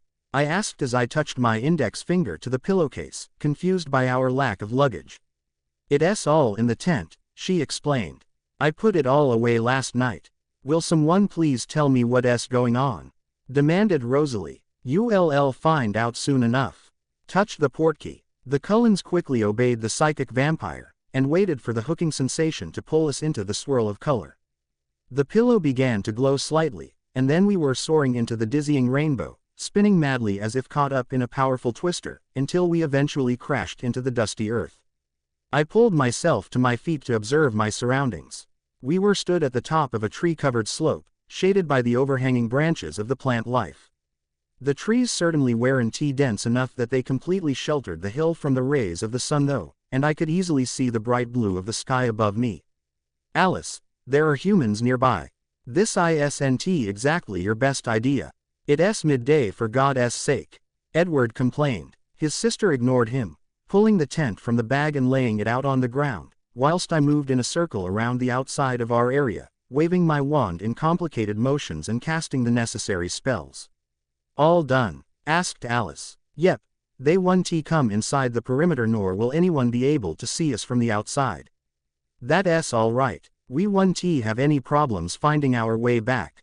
Of course not. Any one of the vampires would easily be able to find their way back to the site, simply by following the trail left by our scents. I, on the other hand, would require assistance.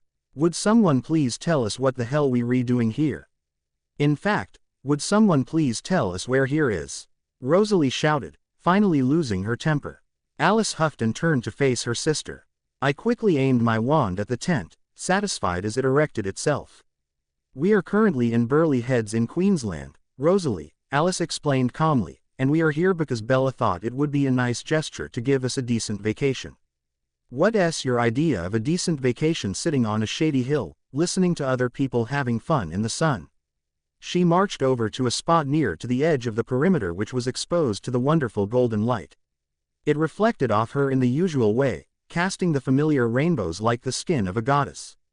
A gasp from behind me captured the attention of each of us. I turned to see Edward peering at his hand, which he held out in front of him as a single ray of sunshine filtered down through the trees and onto the skin of his fingers. In the next second, he lowered his hand to his side, his eyes staring ahead at Rosalie. Then, slowly but surely, he made his approach, passing each of us as if in a trance. When he was only 3 feet away, he hesitated, and then, appearing to inhale a deep, slow breath, he stepped into the brilliant pool of light, finally coming face to face with his sparkling sister. I heard a number of immediate sharp intakes as we all gazed on at the pair, and it seemed for the longest time that speech was beyond each member of the group, excluding Alice and myself. Because there, right in front of us, was an impossible contrast to, ethereal beings standing side by side in the sunlight, the skin of one reflecting spectrums of color in all directions, the skin of the other, though radiant and lovely, no more shocking or bizarre than that of an ordinary human being. Edward's eyes found mine, and as I looked into the resurrected sea-green shade that was gradually seeping back into his irises, all I could see was titanic gratitude and a love as immortal as his frozen, 17-year-old body. We will continue in next part.